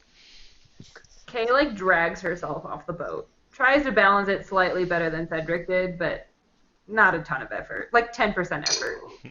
But it is so good the moment your feet hit solid ground. So good. Kay actually just lays down on the water. You do like the fall to your knees and then just like face plant into the sand. It's so dirt-like and nice and warm. And then she's like, I bet the cool captain wouldn't hug the dirt. And like push it I was back. gonna say you're lucky none of the crew came with you if you're gonna do that. Cedric gives you kind of an awkward back pat. Aww. Is whoever's in the background making fun of us? Probably. I don't know. I'm gonna. So I guess, assume I mean, yeah. we're gonna. I guess Kay, are you feeling ready to be on your feet and head inside this forest? Not really, but I guess maybe if we trudge slowly. Is Fletcher out of the boat at this point? We can start slowly. Yeah, aren't we all out of the boat? No. I'm gonna. Lucanus gets out of the boat right after Fletcher and drags it up on shore and starts piling sticks and branches on top of it to hide it. Cool. Yeah. Cedric's gonna help Yeah. with that. So as you're moving through the Lord I'll help like help Kay up. Like, Aww. like steady, so it's like it's like the world is no longer. Does that mean going you guys like are this. made up now? Probably not, but Fletcher's trying. I mean, yeah. So Lucanus and Cedric, as you are sort of moving around in the underbrush trying to find some things to camouflage your dinghy with, you see, this is a very diverse forest. So there are a lot of this shrub with like broad leaves and these sort of long curving flower stalk things with lots of little flowers on them, and they kind of smell a little spicy. There are a whole bunch of different shaped trees, some with like a reddish bark and pink flowers that also smell spicy. There are some trees where like you always seem to see the same kind of tree with the same kind of vine wrapped around it. You see every once in a while, just like as you're looking around, some really, really big trees with like the buttressed roots coming off of them. So these are, for someone who doesn't know what buttressed roots are, like basically the roots, like, they don't go just like straight down into the soil. They're like sticking up and they're very broad. They Like almost look mangroves. waves. Not like mangroves, like big, like big, broad, like tall, tall, like waves in water. In real life, like some of them are like taller than people. It's like The buttressed roots. Yeah. You see some little like herbaceous, so like understory plants with little balls of tiny white flowers on top of a plant that has like shiny green leaves with like purple red striping in the veins. This is really weird. On the tree branches, there are plants on plants. Like there are some tree branches where there are like other plants that don't have the same kind of leaves as the leaves on the tree that the branch is. There are plants on plants. There are plants on plants. And you can hear all kinds of interesting wildlife sounds around you. Does it sound like home, Nancy? It does. Ugh. There's a fun fact about the buttress roots, especially in the Amazon. It was like an old form of communication because when you hit them, they make like a really deep like vibration sound. Huh. And then so that was actually one of like a method of like communication and like locating where people were in the forest. Fun fact. That's cool. Wow. It's a very cool fact. And it is approximately our halfway point. So what if we take a break here, and then when we come back, we can do a little talking about this sort of forest ecology, because that whole description I just gave you was all based off of real-world plants. Heck yeah. So we can do a little bit of, we can start after the break with our science chat and talk a little bit about this kind of forest, and then y'all can keep exploring. Sound great? Cool. All right, Yeah. then go grab a beverage or whatever, and we'll see you in a little while. Thanks, guys. 1. Hello, everyone. We are back, second half. We've got drinks and toast and whatever. For that good sound quality. Yes. This is now an ASMR podcast. Thanks for listening. Eric, as always, has an excellent question for the cast as we come back from break. Eric's question, let's answer this quickly and then we can get on to our in-depth discussion of one particular ecosystem. But Eric's question is, what is a natural environment you have never been to but would love to see? And Eric's own response to that question is go camping somewhere where he could see the aurora borealis, which would be amazing. Veronica also just made toast. Nancy confirmed you and Veronica are connected. We are, because we're both lazy. We're both lazy. And we're like, how can we make bread slightly better? I guess we could cook it a little. But I bet Veronica has a toaster. I still have to fucking cook my toast in a pan because, Ecuador. She says facts. You guys are the best. A natural environment. This isn't like an ecosystem per se, but like I am dying to see some real living biocrust because that stuff fascinates me so much. Like I want to go somewhere where I can see the biocrust because it's really cool. What is biocrust? So basically, it's like a mat of like microorganisms, like bacteria and fungi and stuff that like. In a lot of like arid environments, like lives on top of the soil, and it kind of like it's a crust on top of the soil, and it kind of holds the soil in place, and it provides sort of like a foundation for a lot of the rest of the life that occurs in those regions. But it's also incredibly fragile, and when you do things like, I don't know, drive massive vehicles over it, if you wanted to like build a wall in an arid environment or something like that, you crush it, and then it like doesn't come back because it's very fragile. Completely hypothetical example there, but Interesting because I'm not sure if it's the exact same thing in Australia, but they also have like a thin planty microorganism thing on top, and here in the highlands as well. And so horses and cows and sheep, the hard-hoofed animals, like break it up. And it's really interesting example of convergent evolution because here in Ecuador, the llamas and alpacas have soft feet and are designed to walk over it. And in Australia, the kangaroos have soft feet and are designed to walk over it. So it's like really a cool example of convergent evolution. And also how we fucked it up by bringing cows and sheep and horses. Yeah, that's amazing. And yeah, that's totally true. Like ranching in the American West definitely like has taken a huge toll on the biocrust. So yeah, so that's my natural environment thing. So mine would be, and this is very, very niche, but a desert environment with a lot of ephemeral plants during the monsoon season. Yes, that. Yeah. As I said, very niche, but also very beautiful. I'm going to go with pretty much the same thing Eric said. Like, I've never been to the Arctic or the Arctic adjacent. I'd love to see the aurora borealis, Iceland or Greenland, definitely on my bucket list. I'd say, probably an extremely arid desert environment, like something like Sahara, where we're just sand, very little thing, like. With extreme adaptations, like in Africa, we have like the Welwitschia, super weird gymnosperm that grows there. That would probably be where I would want to go. Yeah. I'm gonna like say that I'm pretty lucky because Ecuador has many ecosystems, and then the ones that it doesn't have, I've been to Australia, so I've seen a lot of the wonky ones out there. But I want to see the Northern Lights as well, except I hate the cold. So I've heard that you can go to like Tasmania or like some little island off of Australia and go in the summer and see the Southern Lights. And you could go not in winter and not to Iceland, so maybe that.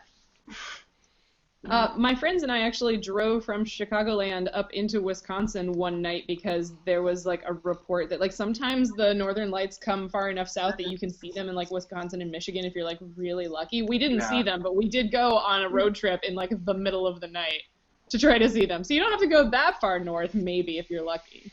in some of our field sites, apparently sometimes they get south enough to be seen in Wyoming because we have like 0 people and lots of land. So yeah, I've never seen them though. Nice. Well, another ecosystem that I would love to experience someday but have not yet is this this moist deciduous forest that I have been building and describing for you, and there are moist deciduous forests like this in Ecuador. So I would love if we could have a not too long science talk, because I know we could probably talk about tropical rainforest forever. But just have sort of a quickie science talk where we talk about that forest and what it's like.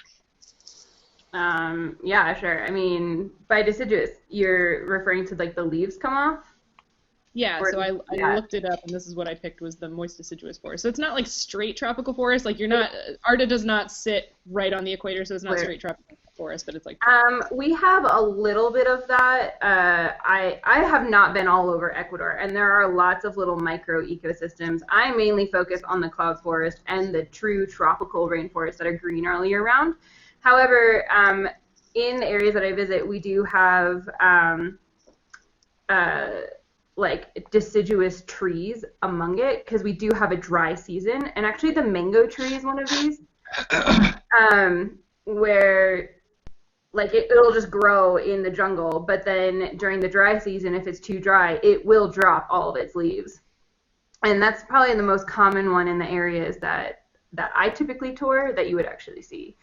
Just a little bit south, like this is the crazy thing about Ecuador, is it's like this little pocket is this like really rich tropical forest, and like literally 20 minutes north you're in like a completely different ecosystem.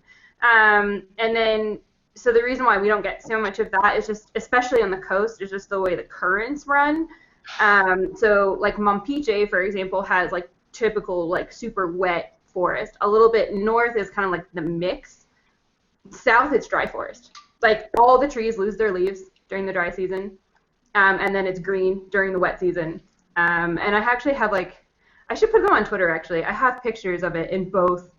Like it looks like the savannah in the dry season. It's brown and like grassy, and none of the trees have leaves. And then in the wet season when it's completely green. So amazing. Yeah, and like I said, all of the vegetation that I was describing earlier was based off of real plants.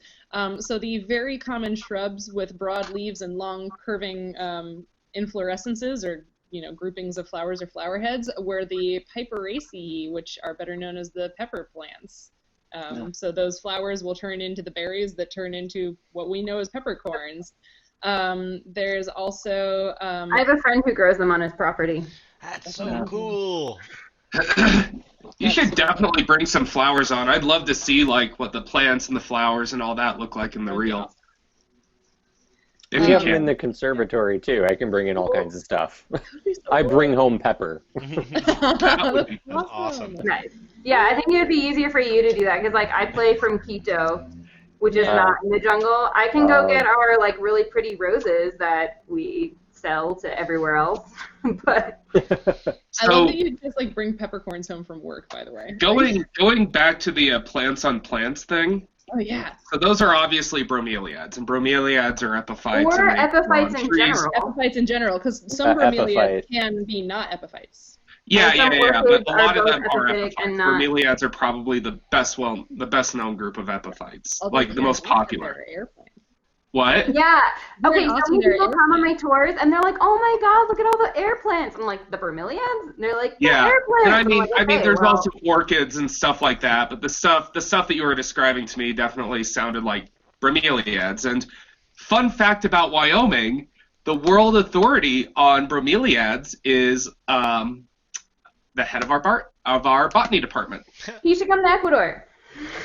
He frequently does. Woo! And do you want to know what the bromeliad taxa is like in Wyoming? We have none. Yeah. I was like, you maybe have one. That's why I said colonism in science. Woohoo! Yeah. People from the northern western white world go to the rest of the world to study it and Yeah. discover things. Yeah. Well, he also he specializes in pineapples, and I've seen a fossil pineapple. So yeah. That's cool. I feel like that's one of those things where I definitely should have known that it would exist, but still blew my mind. So, They exist apparently. I don't know much beyond that. Yeah, So- right? Fossil pineapple. at least in my forest, I'm gonna call them mine. At least in our shared forest in Ecuador, you'll actually find quite a lot of diversity, and not just bromeliads, especially in the cloud forest. The cloud forest has the highest epiphytic biodiversity because the clouds come in and they have so much moisture. It promotes all of that growth. So you'll get mosses and ferns and these weird plants called mother-in-law's tongue, which I have no idea what they actually are. But those orchids, bromeliads, and tons of the strangler figs, tons of vines. Parasitic Which I guess plants. strangler figs are sort of epiphytic until they're not. When you say mother-in-law's tongue, are you talking about the one that comes straight up out of the Is ground it a in, a wavy, clump? straight? No, ours are actually epiphytic, live on the side of trees, have this weird white flower that's underneath the leaves, and the leaves are this kind of long shape, and the leaf tip is red, and the leaf tip attracts the hummingbirds to pollinate the white flowers underneath. Interesting. 'Cause Yeah, I think- don't know what they're actually called, but they are a type of epiphyte.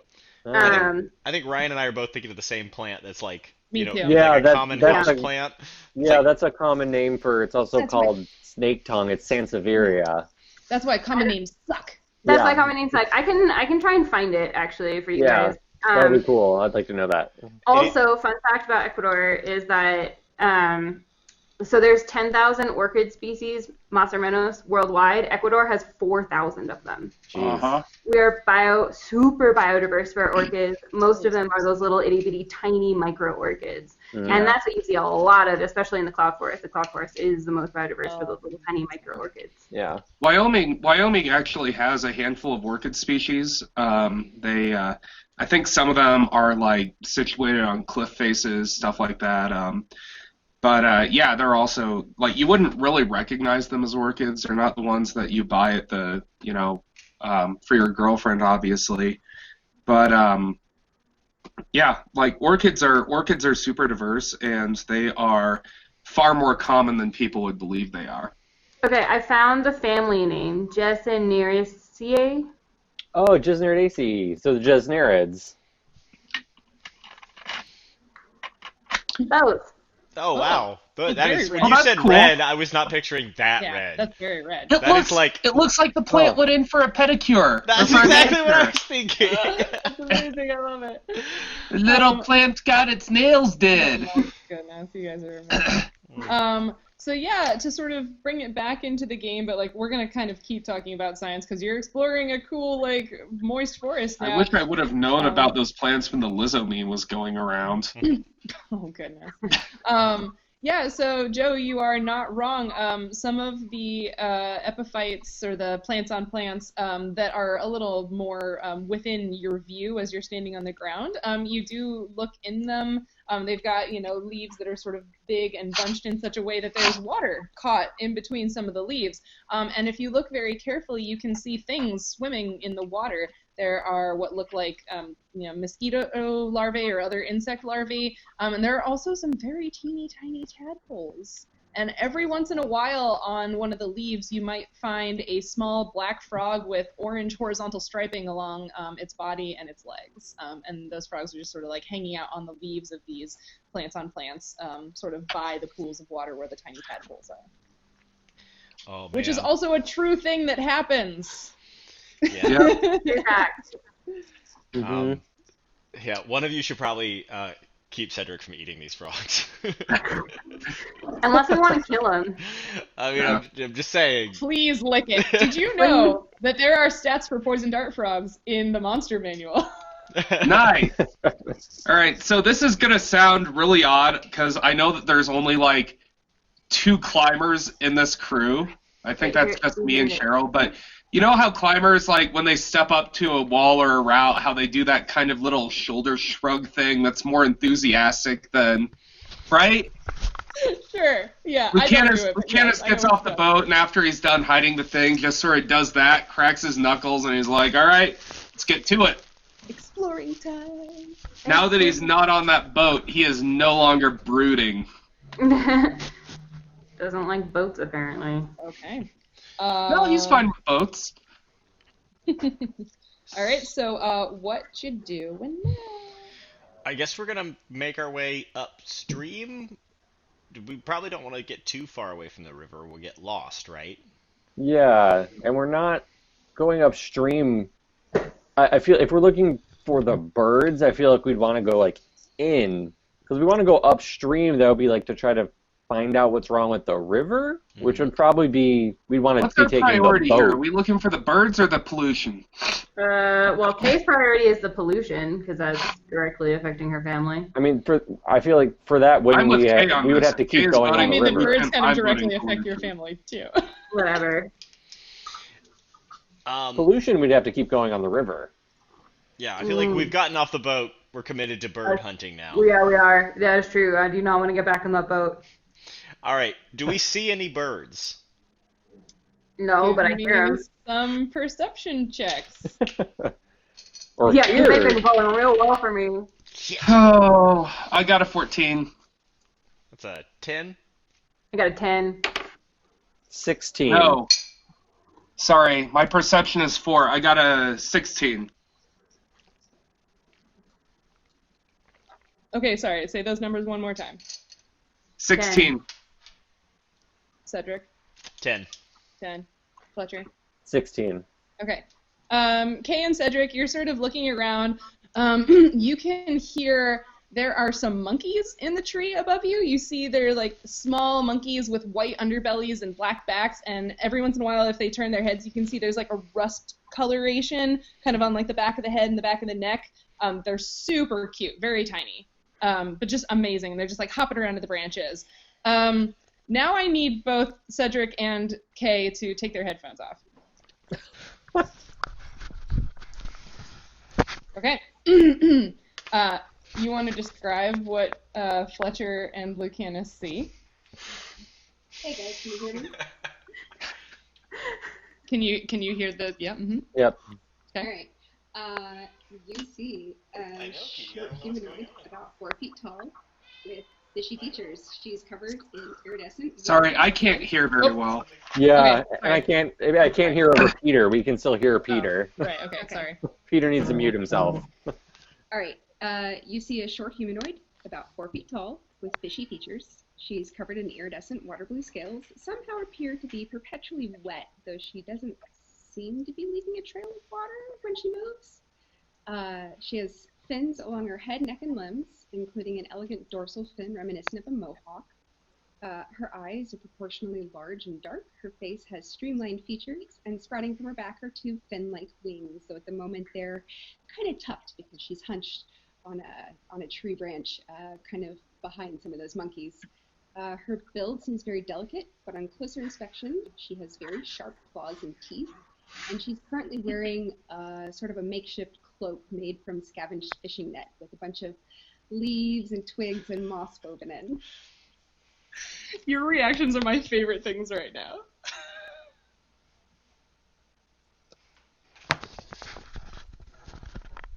Hey, so, Fletcher, do you see that trash mermaid over there, or is... Yeah, I feel like, well, seeing her seems like,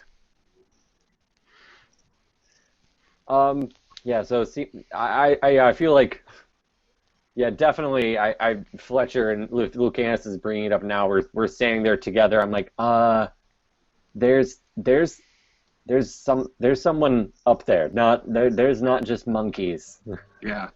No. Lucanus right now is at very high alert, because he doesn't know what to make of this.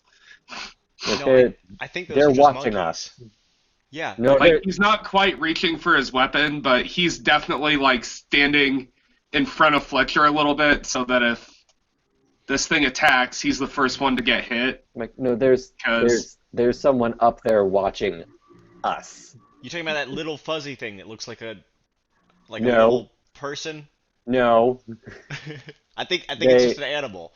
No, it's further As in. you're Look, as you're trying to explain this to Fletcher, the figure moves farther up in the tree. and she's gone. I don't know, Fletcher. Do you think we should figure this out? Because I don't know, like this feels important, and I'm a little kind of worried that I don't know.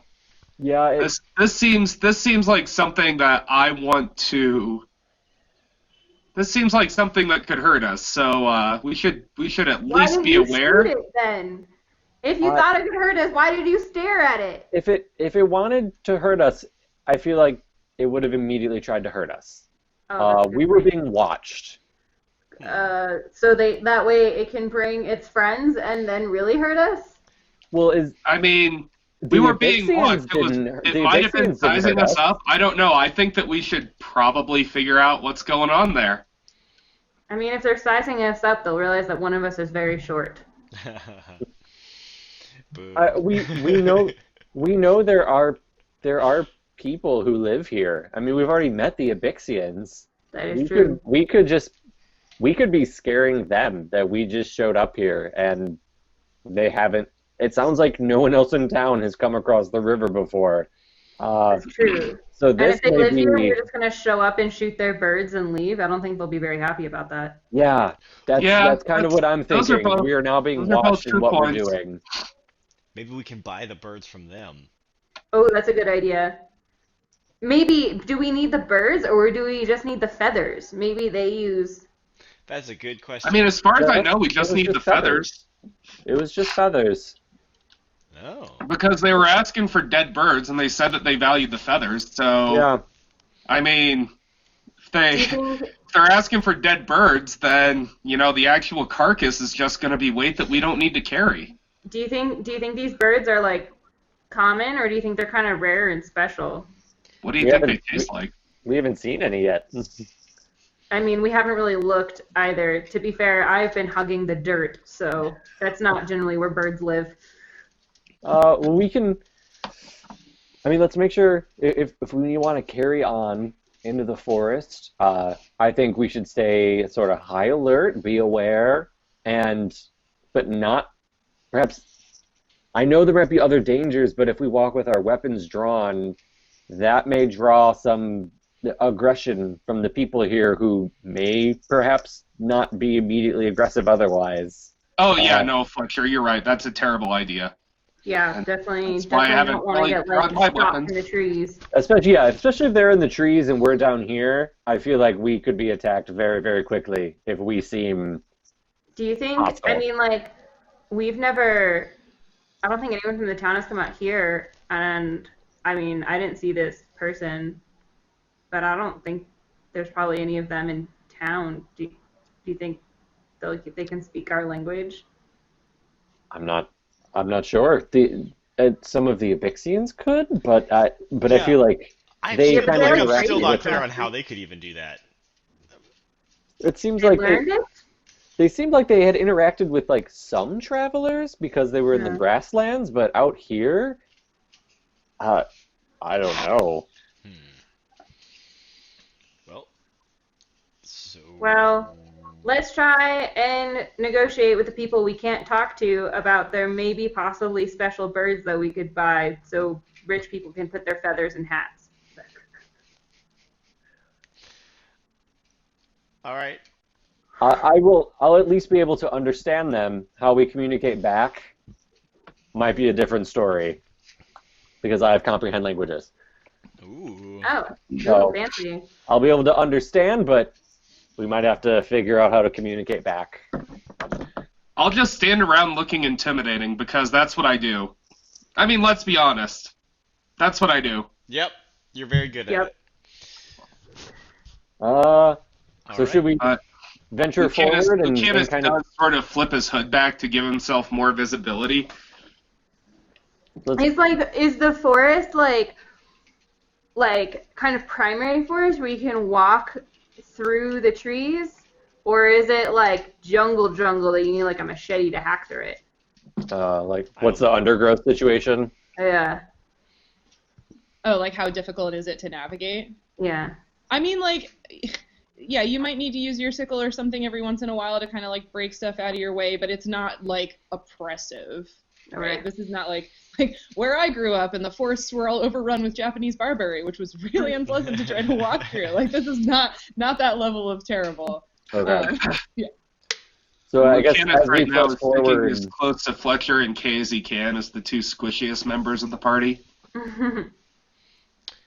and as we move on, we should probably, I mean, maybe two of us keep eyes forward and back to look for obstacles, and the other two keep eyes up.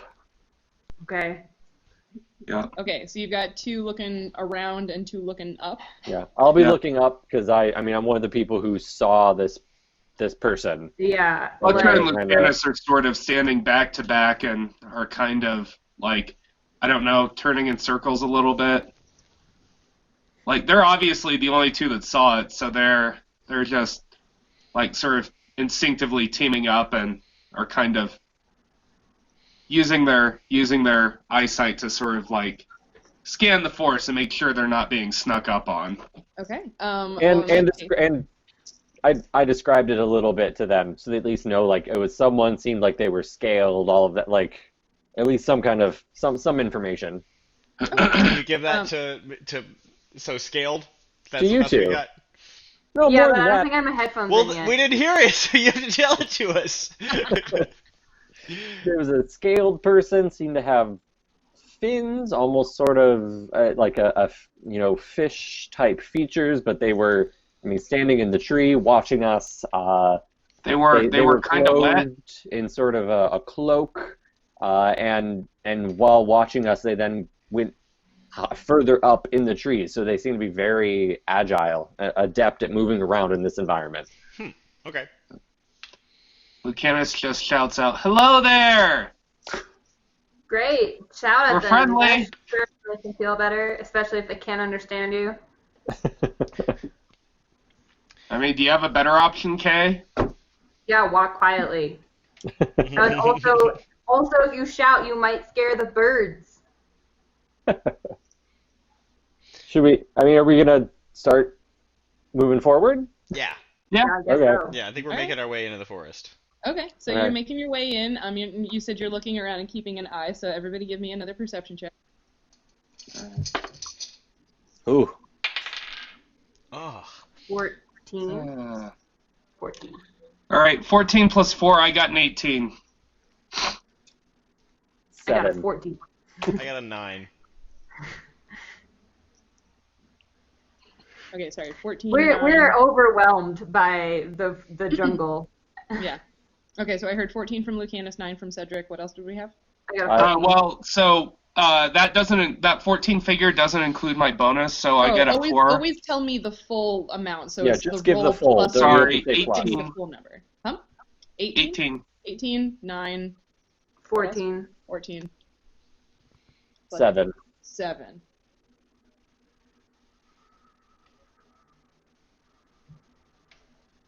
I'm distracted by all the plants and thinking of like samples I want to take. Okay. Yeah, so those of you who are looking up, you see a giant bird, like maybe 3 feet long, but like, more like 6 or 7 foot wingspan, white belly and black and white striped legs, and red eyes, and in its yellow talons you can see a dead monkey, and it is just flying through the canopy, carrying its lunch somewhere. It's a harpy eagle. Eagle. Well, that's terrifying. I don't know about you guys, but that monkey is about the same size as me. So, You better be on your best behavior, or the nature's gonna just, It take looks you like away. a man in a bird suit. yeah. Do you think eagles appreciate good behavior? What's good behavior to an eagle? I don't know. I mean, what's good probably not behavior to yelling you, at it. Cedric? Yeah, don't try to kill it. Yeah. Oh, And obviously that one is now not hungry because it already ate something your size. So, I mean, it probably can't fit two of them in it, so you're probably safe. Okay. I mean, according to the dwarf lady on the boat, Cedric's a snack. I don't think she said anything of the sort. Maybe Sips water. maybe the eagle just views a monkey that size as a snack. I mean, I don't know, maybe, but we're down here and both of those things are up there, so maybe it won't come down and eat us. Maybe Cedric should stay out of the trees. Works for me. Perfect. I can't But that imagine wasn't the how I bird would we're get up looking and- for, right? No, it wasn't red. Okay. That's what I thought. Just wanted to be sure, because, bird's the word for this mission, I guess. All right, so yeah, we're gonna keep making our way into the woods. Keep going. We know there's some very large animals. Could be dangerous. I mean, they could be dangerous, but, also tasty.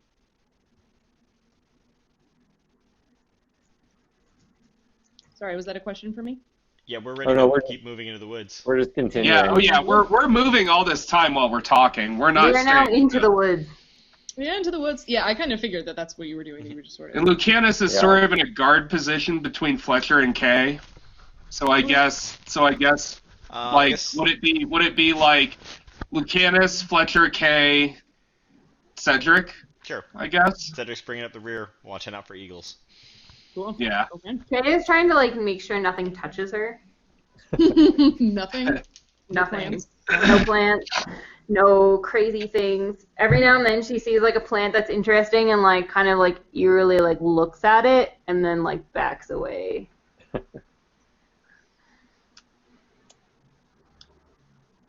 Keep going, going. Going. Lucanus, Yeah. Lucanus is using his dagger to cut anything that interferes with the line of sight of the others, since he's a little bit taller. Nice. Okay. So Yeah. he has Again, his dagger out, but he's definitely not afraid of reaching for his greatsword. okay, Homeboy yeah, doesn't like to be snuck up on. Totally. Yeah. And yeah, it's super lush. Again, lots of plants. There were some of those monkeys overhead. There's definitely lots of sounds in the undergrowth, and every once in a while, yeah, you see brightly colored frogs. This forest is very alive. There are a lot of things in here with you. I'm just saying that I know why no one's come over here, or if they did, why they probably never ever talked about it. Have y'all seen something like this before? I don't. How could someone come over here and not talk about it? It's amazing. We're terrifying. I- The aliveness is going to swallow you whole. We just watched giant bird eat small but still pretty large not bird. And if that thing can fly, what other bigger things are on the ground? Ooh, that's a good point. Certainly lots of new and interesting challenges here. That's true. Anyone who came over here may have. And claws and teeth? Sure. Anyone Speaking of who which- came may have thought it was awesome and then never made it back because they got eaten. Yeah, that could have very possibly happened. Speaking of claws and such, Kay, you hear this rustling off to the side in the undergrowth, and as you look over, there is this enormous creature, 7-foot-long quadruped. It's got really big claws on its feet, a huge bushy tail, long fur hanging down off of the tail, sort of black and gray, striped markings, really tiny ears and really tiny eyes, but this weirdly long, stretched out nose, and it's just sort of snurfling around in the undergrowth. But it Kay is 7 feet long. screams bloody murder and runs behind Lucanus and grabs onto his coat and hides behind him trembling. Lucanus looks over. It's not a threat. You're okay. You're fine. He just sort of hugs Kay and Oh. reassures her and does the whole big brotherly That thing thing. is bigger than you. Its I mean, claws are but it's bigger probably than your not tougher dagger. than me. You're not afraid of this thing at all? I mean, it's not bothering us. If it wanted to bother us, it'd already bother us. As you're having this conversation, it like jumps all of a sudden and runs off into the undergrowth. See, it's more scared of us than it is yeah. Kay is like crying. She's like, I'm pretty sure if anything, we are equally scared of each other, and I still may be more afraid of it. Aww. Lucanus does the comforting thing because yeah, his friend is scared, and he's just sort of trying to make sure she feels okay. Well, I mean, well, at least we weren't attacked. That's a good sign. It wasn't an immediate danger. Yeah. And we know another thing to watch out for. So Okay, here's if my it's gonna question. start something, it's gonna start something. We're totally fine. Okay, We're prepared for anything this jungle could throw at us. but what eats that? And how much bigger is it? Cedric, please don't say that out loud. We're pretty sure a DM is listening. Pretty sure. Something has to be at the top here. Maybe that's as big as it gets. It's like a blue whale. It's so big, it's just no natural predators. Just trying to make Kay feel better, even though I might be worried too at this point, because now there's bigger and bigger things showing up. Fletcher, have you like read about these things in that like smart school you went to? I guess, Sheryl, should I do a check to see if I've ever heard of anything like what we've been encountering? Sorry, a check for what? Kay asked if I'd ever heard of something like we just saw, and so I would think I need to do. Yeah, roll me a nature check. If Hey. if it doesn't exist outside of Arda, then I would have absolutely no idea, no matter what this roll turns out to be. So, nature 16. Ooh. Yeah, looks real weird. No idea. Yeah, I'm like, no, Who this is absolutely nothing. Probably an aberration. Yeah. Not Well, even you know what, natural. okay? If you happen to see one of those a little bit closer at dinner time, let me know. I'm Cause pretty sure if I saw one a little bit closer at dinner time, the only dinner time it would be its dinner time, and I would be the dinner. I mean, I'm sure it's tasty. I don't think the solution is to try to eat everything. I don't know, those Well, frogs I look pretty mean- good. I bet we get What a are couple you gonna of those. do after Cedric, you I defeat it? swear to God. Stick a stick through them, cook them over a fire. You know, we could do a nice frog maybe kebab. you could wash down with some of that like toxic sludge from the river that worked so well for you last time. Lucanus's rage is a big caloric investment. Mm-hmm. He's always hungry. I have completely lost my appetite. I do not want to eat. I kind of just want to sit in a hole and cry. Are we continuing forward? Mm-hmm. I'm assuming we just kind of stopped when that just happened in the undergrowth. Should we? Yeah. Kay, are you okay pressing on? Can I be like, You want to be a Not little in more front. sandwiched between people? yeah. Okay. Yeah. We kind of close ranks a little more. Yeah. She's sort And of keep going. sandwiched between like she's sort of sandwiched between like Lucanus and Cedric right now, and Fletcher's kind of off to the side. Definitely close, but like it's sort of like a 3-leaf clover pattern with Sure. K forming that kind of stem. Yeah. As you guys move forward in that fashion, please give me reflex saves. Oh, jeez. Oh God. Okay. Oh, shit. Oh shit. So like, should I add my dexterity bonus onto this? You have a No, reflex Yeah, bonus. it's a It has saving a- throw there's a on your reflex sheet. block. Like, if it's a reflex save, should I add my dexterity bonus onto this? It's already added. So, like, you mathed some things that gave you your reflex bonus. And I have add an. the I got a reflex bonus. 19. You got a 19. You did your I got a 13. 13. I got an 8. Mm-hmm. 12. Okay. So as you guys are moving forward in this new pattern, all of a sudden you jump, and Cedric, like, right past you, this, like, weird oblong brown pod, like, several of them actually fall out of a tree and, like, land on the ground. They almost hit you. Oh. Okay. And the trees try and kill us here too.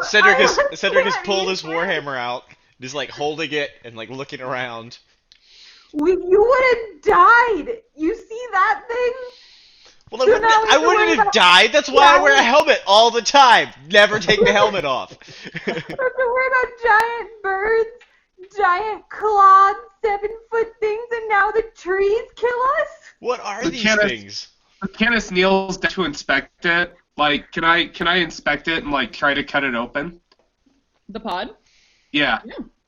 Yeah, you can take a look. It's not too hard to crack it open because it's pretty big. This isn't like when you guys were trying to cut open the galls with Calder and Tempest. That was hard because it was very delicate because they were really small. But yeah, this thing you can kind of like pop open with your hands.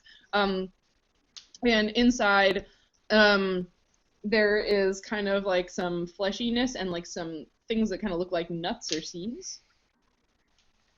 I am not eating that. No. I'd say that's a good policy for everything Least around of us all right because now. it tried to kill one of us. Cedric like takes. Does it look like a coconut? Takes it on the tip of his tongue to see what it tastes like.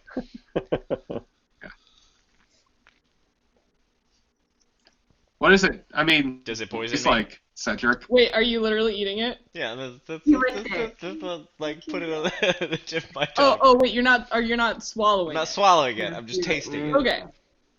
It tastes really bitter, like really bitter. Okay. Like an acorn? Probably not something you want to eat then, and Lucanus just tosses it to the side. But okay, these things aren't gonna kill you. They just unless taste they fall bad. on your head. Yeah, they taste terrible. Cedric like throws them on the ground. Well, we know to leave those alone. So and then they just keep on walking forward. Okay, you keep on walking forward. Are you staying the same sort of like clover pattern? Yeah. Yeah, I think we are. Can we walk slower, just in case there's more things? Slower? Yeah.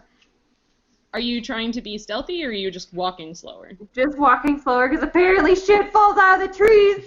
It hits you in the face.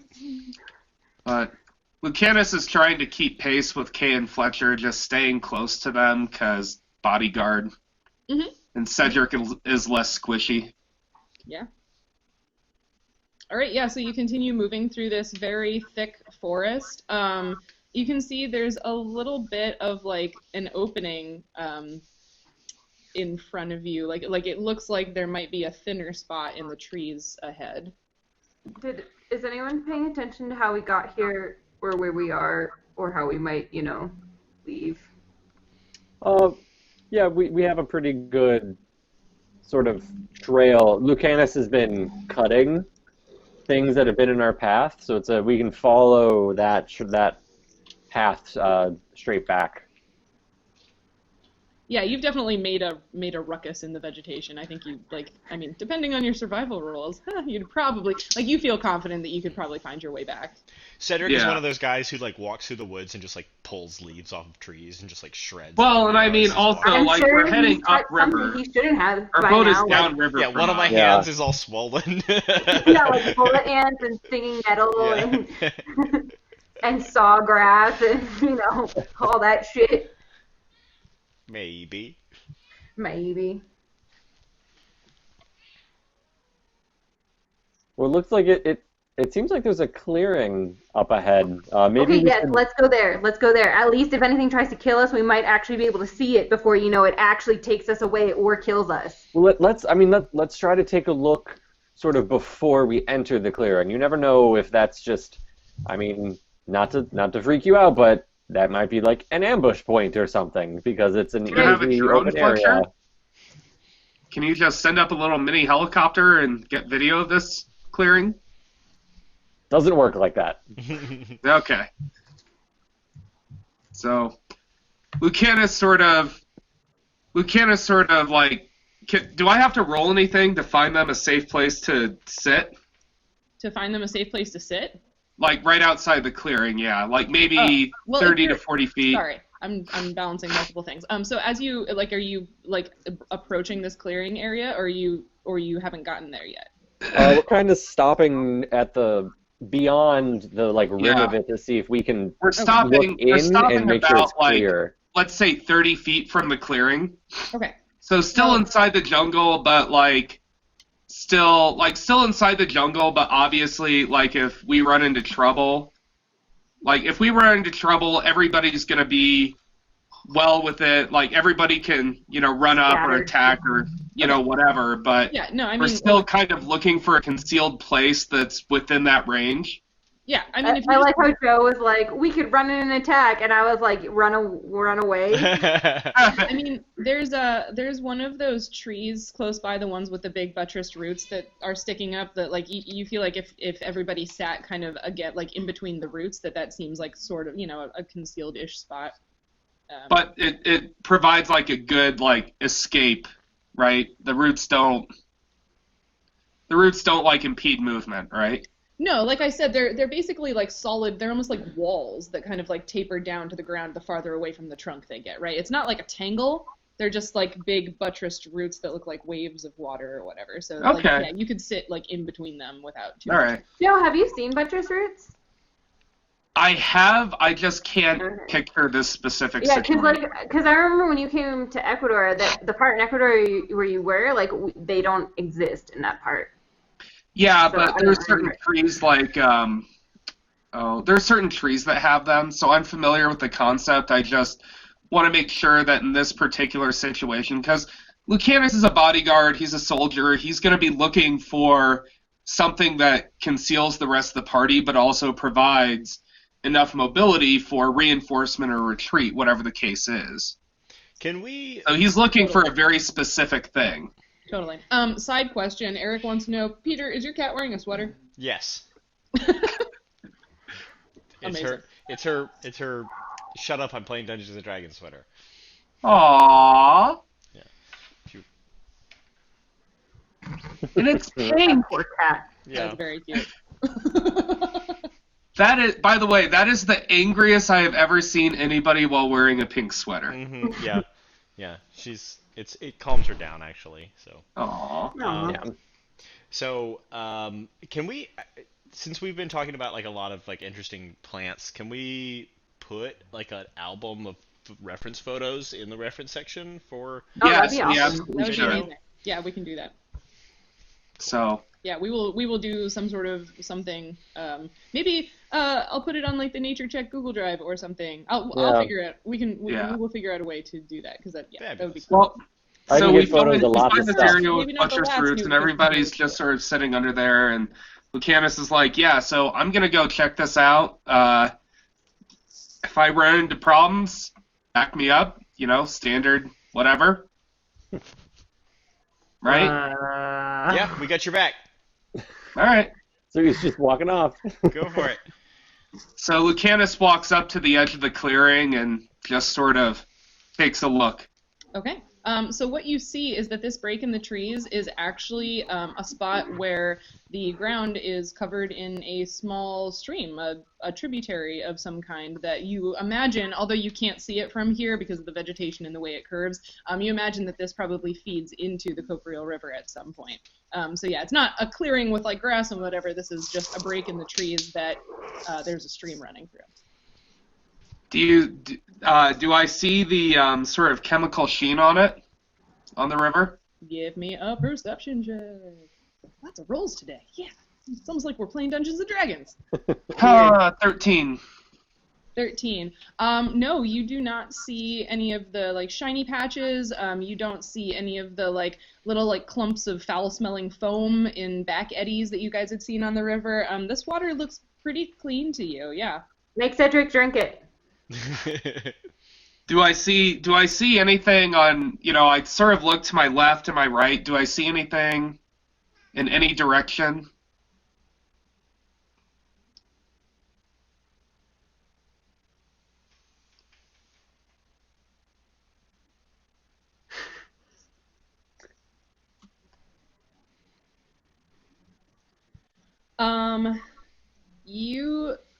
As you look in both directions, to your left, you see all of a sudden, and it's real faint, you're totally not sure, but you see this like flash of color. Like you think you might have seen something red a little farther left, so away from the river, left up the bank. All right. So Lucanus goes back into the tree, and he's like, "Yeah, so the water looks fine. I saw some red that way. Think if we head towards, if we keep the clearing to our right and head that way, we might be able to find the birds." Make Cedric drink the water. I don't want to drink the water. I don't know, he said it looks clean. You've been licking and tasting and guzzling everything else. I mean, Kay, if Cedric doesn't want to drink the water, that probably means that it's safe. That is true. Well, if they're, I mean, red, that's the first of any kind of sign we've had of what we're looking for. Sounds like we should head that way. We do that thing. I'm just saying that she made it sound really easy, like, just go across the river, go into the forest, there's like millions of red birds everywhere, shoot them, bring them back, like, this is... That was a great impression. Kay, if it was really that easy, they would have done it themselves. I just feel like the job description was not very accurate, that's all. I mean, that's kind of what the job market is. Yeah, Kay, I know you're young, but... Sorry, I work for my family store. Yeah, unfortunately. Sure. Oh boy, let's not get off on that tangent. Eventually it's just going to end up with Lucanus writing a cover letter. No, we're not doing taxes or writing cover letters. Y'all are nerds. What about filing reimbursement requests? But you did say that you were going to walk in the direction of where you thought you saw red, right? Oh, yeah. Yeah, okay. And you're walking as a group now. Yes. Mm-hmm. Okay, Yeah. Give me another perception check, everybody. Damn it. 16. 16. I also got a 16. I also got a 16. Woo! All the cool kids. Come on, Ryan. You can do it. 16. Get a 16. 7. Aww. I used up all my good rolls. Oh my god, look at all these plants! That was like so Charlie Brown, like, I got a rock. Alright, so Kay, Cedric, Lucanus, like the 3 stacked heads in a Scooby-Doo cartoon, you all turn your heads at the same time because you see another flash of red kind of away from the stream bank back into the forest. I guess let's go that way. This looks like a wild goose chase. But we're literally chasing birds. Nonetheless. Mm-hmm. We're literally chasing birds. That's what a wild goose chase is. I like that none of us really have ranged weapons. I do. I have a crossbow. Oh, I do. Okay. All right. Lucanus sort of like pulls out his crossbow. He's like, "What the hell is this?" And Magic Fingers everybody... over there has his, magic fingers. Wait, And when did you guys all get crossbows? I don't have a crossbow. This is like This is like the first time that Lucanus has like brought out the crossbow in front of everyone, so it's like noticeably bigger. And then he just sort of puts it back. Cedric is concerned he doesn't have a ranged weapon. It's almost like he should have responded to one of those emails or messages where the DM was like, make sure you have everything you need to go adventuring before we start the session. I have a sling, for the record. I just don't have a crossbow. You said nobody had ranged weapons. Well, wow, I forgot I had a sling. Like a parrot out of a tree. I said that before I looked at my character sheet, alright? Like, in episode 3, we killed like 2 fish people that had crossbows. Oh, yeah. That was so long ago. You should have grabbed one that long ago. Well, you probably sold it before I could. Well, yeah, but... Are you saying this in character or We not? keep walking. Keep going where the Were red you saying was. all of that in character or not? Yes. Yeah, no. Lucanus and Cedric right now are totally quibbling about whether or not Cedric should have had a crossbow. Mm-hmm. I'm just so happy Kay is not in the middle of the drama this time. Cedric, we have killed multiple people with ranged weapons. Oh, right, I forgot, okay? We've killed so many people. I hate Well, this I mean, we job. need to run across some new people, but I just hope that these people that we saw are, Hey guys, like, I I hope bet they're it's easier to friends. find birds if we're quiet. Yeah, we're gonna never find these birds if you keep making so much noise. Oh, okay. Yeah, Cedric. Yeah, Lucanus. Alright, Cedric and Lucanus start playing the quiet game. You're playing the quiet game. Mhm. We are playing the quiet game. Lucanus, as you're playing the quiet game, you hear this like weird, like kind of like buzzy, like air whistling sound, and all of a sudden you feel like very lightly something tap on your shoulder. Uh-oh. Uh-oh. I don't like this. He sort of turns around to look at what it is. It's this not exceptionally large, but sort of like shield-shaped insect, and it smells foul. Stink bird. Can he just sort of, like, brush it off? Absolutely, you may shake it off. Okay. Can the rest Shake of it us off smell like it? Taylor Swift. Look, I know you said this was all a Nancy episode, but is it a That's- yeah. penatomen or a scutellarian? Nerd! I was wondering the same thing, actually. I actually kind of was, too. Say penatomen to make Peter happy. Or if it was, like, some sort of weird carabid, because they have Entomologists quinones are that so sometimes weird. call that. There's these cool pentatomas here that have like these giant like epaulets and like shoulder pads. I know. Yeah. But like One of if though like apparently their toxins are like they smell bad, but their toxins are pretty bad that if they spray you in the face, you can have like allergic reactions and make you go temporarily blind. That whole like subfamily, there's only one species that occurs in North America, and it's a beautiful, really weird species that I don't know. Oh, is it's it really the, uncommon The one in Florida? the Adesini? So they're used. Yeah. So actually, fun fact, I have in my professional record, I have like the a detection record in the U.S. for a very, very uncommon South American pentatomid. It's only been cited in the U.S. like 3 or 4 times, and I'm one of the people who cited it. What is it? All right. Which one? Cool. What? Which one? Tell me. I want to know. Oh, I don't remember exactly what it is. It's one of the predatory ones, and it has instead of the shoulder pads ending in one spine, it has it ending in 2, and that's very diagnostic. Oh. Pixar didn't happen. Pixar Yes. didn't happen. I know. I mean, know it's which in the one you're talking Mississippi State insect collection. We could probably get Richard Brown to find it. There we go. about. Okay, So small tangent one, aside. not one of those fancy ones. Yep. Tangent aside, Lucanus just sort of brushes it off his shoulder, very gently. Okay. Are you continuing through the forest? Oh, yeah.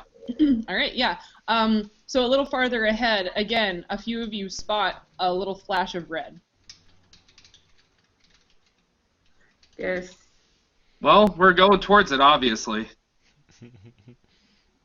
Great. Yes, we follow it. Yeah. All right. Just keep So- following it.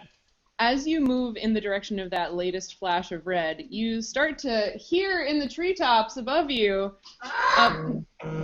Right on cue. I hope you could hear that. Could you Yeah. hear that? Yeah. Okay. Yeah. So yeah, you hear this not cacophony maybe. That But there are definitely bird noises happening in one of the big trees above you. Can you imagine just like for a second like colonists from like Europe and all they hear is like these like nice little songbirds and then they fucking show up to the jungle and their birds are like It's like, wow, look at that beautiful. Looks Right. beautiful. Sounds like a Are you looking up at the sound? Yeah, absolutely. Yeah, we're looking up at the I sound. mean, I'm sure Kay has never heard anything like What that before. horrible Like, monster is making that noise? Is that even a Lucanus is bird? just sitting there trying to figure out how to kill it. Okay, yeah, so you see, oh dear, there's the quest. Our thing is that we thought we were loud and we're gonna scare it, but I think it's at least 20 times louder than us. Oh, they're remarkably, they are louder than you. I don't know how that could possibly be true. Sorry to all our podcast listeners for that. Yeah, Oh, so you God. see a group of, like, after taking a moment to be able to count them, because, you know, of course they're, like, moving around in the tree above you, but you see 6 rather large parrot birds. They've got some of them, approximately 3 of them, have shiny black beaks and sort of like brown mottled feathers, you know, sort of like cryptic coloration like you might see on the average female bird. But the other 3... You're the average female bird. I love your peanut gallery. I want them for every episode. Yeah. Thankfully, I do not spend every weekend with these people. No, I think you should say, unfortunately, you do not spend every weekend with these people. Yeah, I love it. And the other 3 have the same shiny black beak, but they have beautiful, just like bright red feathers. Like, they are gorgeous. This is our peacock. So yeah, there are approximately 6 of these birds hopping about in this tree above you. So I guess those are the ones that we're supposed to get, and Lucanus just sort of takes out his crossbow and looks I feel kind around. of bad killing them. They're kind of pretty. I don't know. Yeah, I would not be doing this if we weren't essentially being forced to by that woman. I mean, do we have to kill all of them? Can we kill, like, maybe one and be like, sorry, we I couldn't find mean, the all lot? she asked for was feathers, and as we all know, males are pretty much dispensable to a population. Do we all know that? Does Lucanus Do know we that? all know that? Yeah. Joe I might mean, be Kay thinking this definitely the knows that because she has spent metagaming the a past little bit, 15 injecting a episodes little with bit of you science fuckers. into the... Sorry, do I actually know that? About the population thing? Yeah. You're not really a biologist by trade. But I would like to remind you that she did say, Swan did say that they would take them dead or alive, and that Thornborough would give you a, you know, different compensation, or basically he would give different credit to the debt based on what you brought and how many. Right. Maybe And we it was should go more right money here. for live birds, right? To be clear, it was more money. It was more money for live birds, right? She did not say. Oh, well, we should have clarified that. Yeah. Cedric, Yeah. maybe you can, like, slingshot one out of the tree, and we can just, like, catch it. Okay, should I do that? I don't know. I feel kind of bad killing it. Can I? Lucanus If only we is hadn't going to returned that take aim net. with his crossbow at one of them. You know what, guys? We could just stay lost in the jungle forever, and then we wouldn't ever have to pay off the debt. We would have, you know, probably just died. Kay, you went from hating this place a lot to wanting to stay here forever real quick. Did you lick one of those frogs? I don't know. They're so pretty, and, like, I feel really bad killing it, and I don't know. Well, maybe I can stun it with a rock? Okay, so wait, who is doing what now? Lucanus is currently aiming with his crossbow, listening to the conversation. You're aiming with the crossbow. What did you say, Cedric? I wanted to try and hit one with the rock and stun it. I want to make non-lethal damage. Roll me an attack. Oh, gee. Oh, dang. That is a crit fail. I feel like that Great. is the most appropriate kind of fail Yeah. that you could have failed. Yeah. Yeah, I was like, So, I've never used I haven't used my sling in a long time. I should need to figure out my base attack bonus. And then it was like, nope, I don't need to. So, Lucanus seeing Cedric fail. Nope, too late. So, the stone goes flying past the bird, and it screams out, "I'm a pretty bird!" And And Cedric, you. He's hitting the face. Does the rock come back down and hit me in One the of the face? birds shits on him. No, it's worse. Oh Yeah, yeah. Oh, yeah, pretty bird. Wait, scrolling. You fall unconscious. no! Okay. Wait, sorry, hold on. Are you all standing next to each other? Yes. No, I think I'm standing very close to Kay and Fletcher. I don't know where Cedric is. I figure we're all standing pretty close together, I In think. a 15-foot cone? Excellent. This beautiful spray of colors, as it were. The whole rainbow sparkles, emitting from this bird, it seems, as it flies away in fright as the stone goes whizzing past it, and all four of you fall unconscious. And then, Great. well, that's our episode, so good night, everybody. I hate you. Why are you the worst? Be back next time for 40 that is our characters episode. after everybody gets eaten by a big snake. Hey, I All said like unconscious. Yeah. Okay, so now I need each of you. Remember when I was like, I'm afraid of this episode, and everyone was like, why? What? Do you see? Nothing is fun in games. Nothing bad lives in the jungle. It's a very Wall safe falling to place. the ground. Just being I like, mean, if it's natural, it can't kill you. They did. They wanted to find the birds. Okay, I need each of you to roll 2d4 and tell me what you get. Don't add Oh, Lord. anything to it. Just roll 2d4. 2d4. Can I roll 1d4 twice? Yeah, I don't know if I have a d4. Really? Do you I don't got have like a two complete fours. set of dice? It's the pyramid one. Like, wall falling to the ground, it's just like, damn it, Cedric. Like glaring. I got like, 2 4s. And an 8. Go. Wait. Okay, hold on. So what? I got 2 4s. You got 2 4s, so you got an 8. I did. 8 times 6 is 24, so you spend approximately half a minute unconscious. Awesome. Anybody else? I got a 4 and a 2. A 4 and a 2, so 6 times... Wait, how did I do math wrong? No, that's 48. 48, so you spend 3/4 of a minute unconscious, Kay. Sorry, math is hard. Cedric, yeah, you spend approximately half a minute unconscious. Fletcher?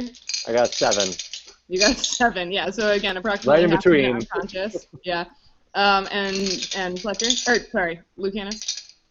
I am currently trying to figure out how to do this on my die Oh, we just well, program roll? because remember I roll electronically and there we I go, rolled a d4. for you. I got a 5. You got a 5. Okay, so 5 times 6 is 30. Put my dice back. Goddamn parrots. Yeah, you also spend about half a minute unconscious. So boys, you wake up, all approximately at the same time. Kay is unconscious slightly longer than you. But once you wake up from that, you are... Hold on. Gotta get out the thingy again.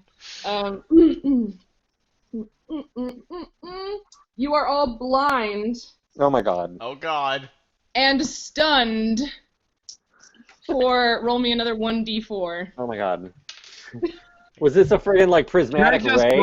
just roll Four. 2d4 and then divide it by 2 and Hey, round? why are you rolling so high? Huh? I don't know. No, you can't take an 8 and divide it by 2 because that's not how probability works. Alright, give me a minute. There are plenty of Reddit threads about that. Because it's I know, I 2d4 just have to or 1d4. readjust the Yeah. preset.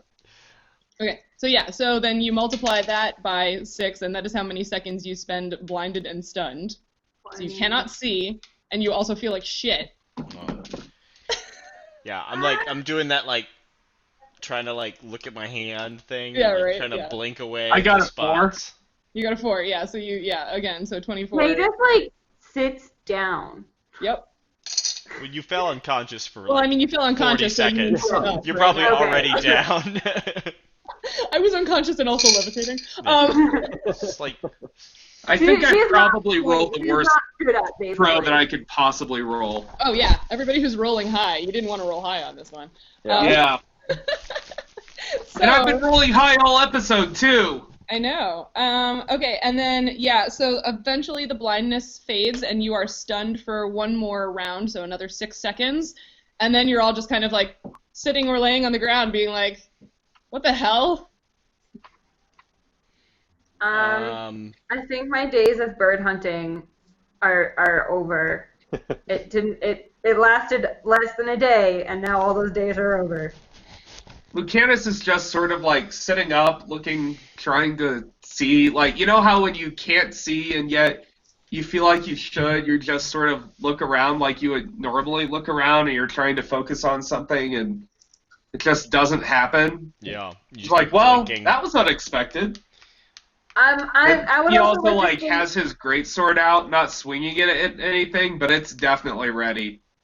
I'm also just saying that the giant 7-foot clawed creature did nothing to us, and the pretty bird like knocked us all flat on our asses. And this place is wild and crazy and confusing and really just hell. You know, like 3/4 of a minute ago, you were saying that we should, all just move here. So. I changed my mind again. As you're Hey, all, decide where you want to live. as you're all collecting yourselves, Lucanus, you look up, and not too far above you in the branches, there's that same face, and it is just babbling at you in some language that you cannot understand. The same face, the one that we saw earlier. The one you saw earlier that you and Fletcher saw in the tree. Okay. It is. Lucanus very just weird. sort of stares because he's trying to process a lot right now and he doesn't know what to do. Like, he has his greatsword out, but he's not sure whether to think of this thing as a threat, and his vision's still a little impaired, so he's kind of blurry, and the only thing that he can really think to say is, what's up? Also, we're saying sup to War Yoshi. Hi, War Yoshi. Thanks for joining the stream.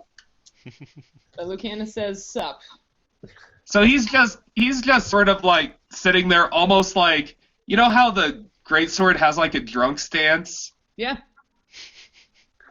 In common, you hear her say, "Why are you here?" Well, we're trying to find some birds, and the river's covered in acid. We'd like to figure that out too. I don't know. We're just kind of hanging out. Hanging out, Is that getting our true at asses all? handed to us We're not trying to hang out. He just like looks at Lucanus and is just like so in shock, and like a tear just like comes down her face. She like can't process anything anymore. It's just like I don't even know who he's talking to. There's a voice. There's like magic glitter shitting birds and other birds that eat on. I broke her. And she just like looks, and she just like sob. It's just like she just like has this blank stare, and like tears just like start coming down. Yeah. She's like sitting on the ground. I'm gonna sort of hop fly over to the tree over her. Uh-huh. Lucanus like transitions from like wielding the greatsword to like just putting it in the dirt and using it as sort of like he's trying to play it cool and like leaning on the greatsword and just like trying to just sort of act casual while keeping it in range. Act casual. All right. I'm going to reach into a little pouch that I have slung across me and pull out something and drop it next to Kay, and you're going to see some of those nuts, but they're browned and look cooked and on the ground next to you. Kay like looks at it and just like picks it up in her hand. And I'm gonna pull out one more and put it in my mouth. And like she looks around, everyone else like I should eat this, right? Yeah, I think she's telling you should eat it. Okay, I think I I'm mean, gonna eat obviously it. I'm going to tell you to eat it. Yeah. They like picks it up and is like, ow. Yeah, they taste pretty good. They're kind of like not sweet, but they're, like very lightly sweet. Almost taste like cashews. She then realizes that, wow, she's really fucking hungry, and like picks up another one and Is it good? Because when I had them earlier, they were really bitter. I don't know. She did something really amazing to them that you did not do, apparently. and they're great. Oh, all right. Would you like one? Yeah, can I have I'm one? gonna toss one over at him. Roll an attack. Ow! God! I mean, you can if you want. Oh, my eye! I don't know what I have. What's the dex on that character? +0. So does a 13 hit you? No. No. Okay, so it like bounces off your armor. Oh, okay. I pick it up off the ground and I eat it. Oh, yeah, these are great. Yeah, right? Like, I don't... Like, I guess they're looking up. We're like, thank you, thank you for those. Lucanus just sort of holds out his arm to Kay and gestures for one. Toss another. Alright, she tosses one at you, Lucanus. And then he just sort of like eats half of it and puts his greatsword in the back in the holster. Okay. I'm Cedric. This is Kay, Fletcher, and the big one is Lucanus. Thank you for feeding us and also not killing us. You want birds? We think so. Are they like special birds? I don't. They're mean birds. Oh, yes. Yeah. Yes, out of all the things in this jungle, that is not what I expected to be mean. Do you know what that giant freaking, there's like this giant like 7-foot long thing and it has these horrible claws and this giant face and it ran away. Do you know what that was? I was scared of that first, but it seems like I was afraid of the wrong thing this whole time. The big thing with the nose. The big thing with the nose. These bugs. Ants. Like sturges? Little bugs. That giant thing with those giant claws and that giant face eats what? Little bugs. Little bugs. Little And bug. the bird eats monkeys? What kind of place do you live in? I think I'm gonna cry again. I love that Nancy, the one person who actually lives in a place exactly like this, is the one who's the most terrified of it. Commitment to your characters is super plus ultra. It's all Thank you so roleplay, much. Peter. Yeah, I love it. I love it. I mean, I don't want to insult your home. It's just very different, I guess. Yeah, the It's not giant. my chosen home. Okay, I feel very similarly. I live in a place that's not my chosen home either. And other foreigners show up and tell me how much it sucks, and I told them that I didn't choose it either. So I feel like we have a lot in common, actually. Lucanus raises his hand. Not my chosen home, but I'm okay with it. It is what it is. Do you maybe want to like come down from the tree, or maybe I would offer to go up the tree, but I definitely can't climb that.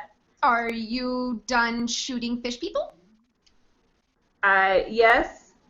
Because you said you shoot fish people. Did we say we shoot fish Did people? we say that? I asked you if you were saying that in character. Oh. You said, It's kind of a long story. I don't have a crossbow. If you kill me, I won't have. Oh, we killed. Like a stick. They attacked us first. They did attack us first. They attacked us. We were just gathering plants and were attacked. So we have no reason to do any harm to you at all. We promise. Lucanus just sort of sighs, takes off his robe, lays out his weapons in front of him. No one wants to see that. You're just naked? No, he has He's clothes not under naked it. under there. He Doesn't has no matter. armor on. He did this before in the Evixian encampment. Yeah, it's his people's like peace ritual. He lays out all of his weapons so that everybody can just sort of see what's like in front of them, and everybody sort of notices that Lucanus has some new hardware. He has instead of an axe, he has what looks like a big stick with a spiked ball on the end and great sword, bigger crossbow. I don't think you're helping our case. You're like, come down here. Look at all the things we could kill you with. Not helping. Like a buffet of destruction. Look, would you like to pick which one of these you would like us to use? That is like, what is this? What are you even doing? But the We're point sorry of it, about point him. of it is the point of it is that he's not going to surprise anybody by drawing anything. If he makes a move towards his weapons, they're gonna know. It is not a surprise if he reaches for a weapon. He's not from here. I mean, I guess none of us are from here, but he's really not from here. He just sort of gestures like in front of him. Come on down, let's talk. I come in peace. I'll fly down, but not super close. Okay. So you're like hovering a little bit. Understandable. No, like on the ground. Oh, Like okay, I'll okay. land, but sort of Yeah. out of immediate. On the ground, but out of reach. Okay. Which is about what we expect ourselves. Which is what What Lucanus does. color is she? Because all we got from Fletcher is that like scaly Oh, thing. right. Yeah, can we get that description? Iridescent blue, very Oh, warm. pretty. Yeah. Very pretty. Beautiful. Interesting Aw. fins. Yeah. Big eyes. Sort of a big sort of dorsal fin, like a fish fin as opposed to like a whale or dolphin, but like a fish fin that kind of goes over. Cool. Amazing. So wait, so you like have like pterodactylish wings? Like gliding like Weirdly, they kind of look a little like fish fins, Oh, okay. but they still have enough structure, so kind of pterodactyl-y, but like with finny. Are they those This is not a lizards creature that use from their the- ribs to sail? Well, yeah. Are they like those lizards that use their ribs to sail between trees? Maybe a little. I mean, she has arms too. But they're actual wings. Yeah. Oh, okay. Cool. Yeah. Yeah, I think Fletcher, if you want to do a knowledge planes check. Ah. Hmm. Lanes. Oh, okay. Pretty good at that. Meow. Oh wait, can I Hopefully do get that? a- Do you also have knowledge planes? I do. Do you have planes? Okay. I rolled a 17. Okay. Yeah. My knowledge is plain in the fact that I don't have any. Oh. Aw. Ooh, I got a 19. Okay, yeah, both of you are, like, Cedric maybe a little more so than Fletcher, but, like, you're both pretty confident that, like, maybe this thing is not from the material plane. Oh. Okay. Yeah. Ooh. Or at least, like, not from this plane. Like, you think she might, like, from her appearance, it seems like she could be from, like, the Beastlands or, like, the plane of water or something like that. But, like, probably not from here. She's also wearing sort of a makeshift cloak that looks like it started life as a fishing net and has since had sort of twigs and things sort of woven in as a sort of camouflage. Ye olde ghillie suit. Her coloration is really doesn't match. Yeah, nothing stands out in a forest like blue. Yeah. So Lucanus just sort of, gestures to himself. I'm Lucanus, so who are you? I am Nautia. You're what? Nautia. Nautia. Nautia. Well, it's a pleasure to meet you. I'm from. Have you heard of the town that's, I guess, not super close? That you have. I'm from that town. I don't know. You know what? I mean, it's understandable, really. Again, it's not my chosen home either, but it's the one I happen to be in. Lots of people that kill things.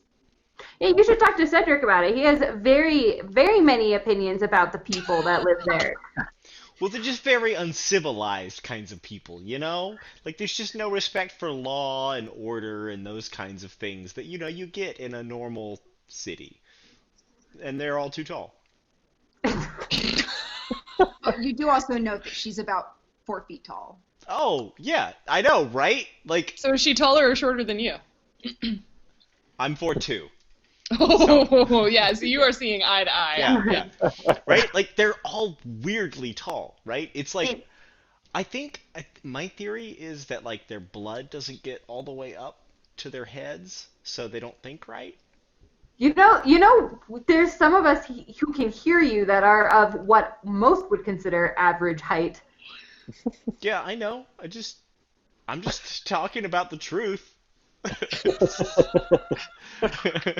He says it You like guys he can't says it help like in an it. Alex It's not your Jones fault. Do you voice. have any more of I'm those just nut talking things about the that his truth. mouth is otherwise occupied and like can't talk? I'm almost out. I'll have to cook some more. Don't worry about it. It was a joke. It was very nice of you to share what you have. We really appreciate it. Cook them. We will keep that in mind. How did you? You're not from here. You say this is not your home. How did you get here? I crossed, and then I couldn't cross back. You crossed what? So you. Crossed. We cross sometimes. Used to cross. Now we can't cross anymore. I don't. Crossed Fletcher, what? you're the smart one. I don't know what that means. This Cedric, you've also studied Yeah. magic arts. I think my sort of suspicion is confirmed. I believe Nautia here is not from our plane and is able to move between planes, but now it sounds like you can't get back to where you came from. Mm. How long How have long- you been? How long have you been stuck here? I don't know. A while. long time. I guess. Sounds like the loss. Yeah. Was that when the crossing got blocked? Maybe. Maybe it's when a lot of things in this plane changed. Our gods disappeared and our magics changed. Some of our magic that was used to sort of communicate or reach out to other planes also stopped. So it makes sense that you couldn't cross between planes anymore. We're here trying to, at least I'm here trying to figure out how the loss happened and why. To hopefully set things right again and would maybe allow you to get back home. That would be nice.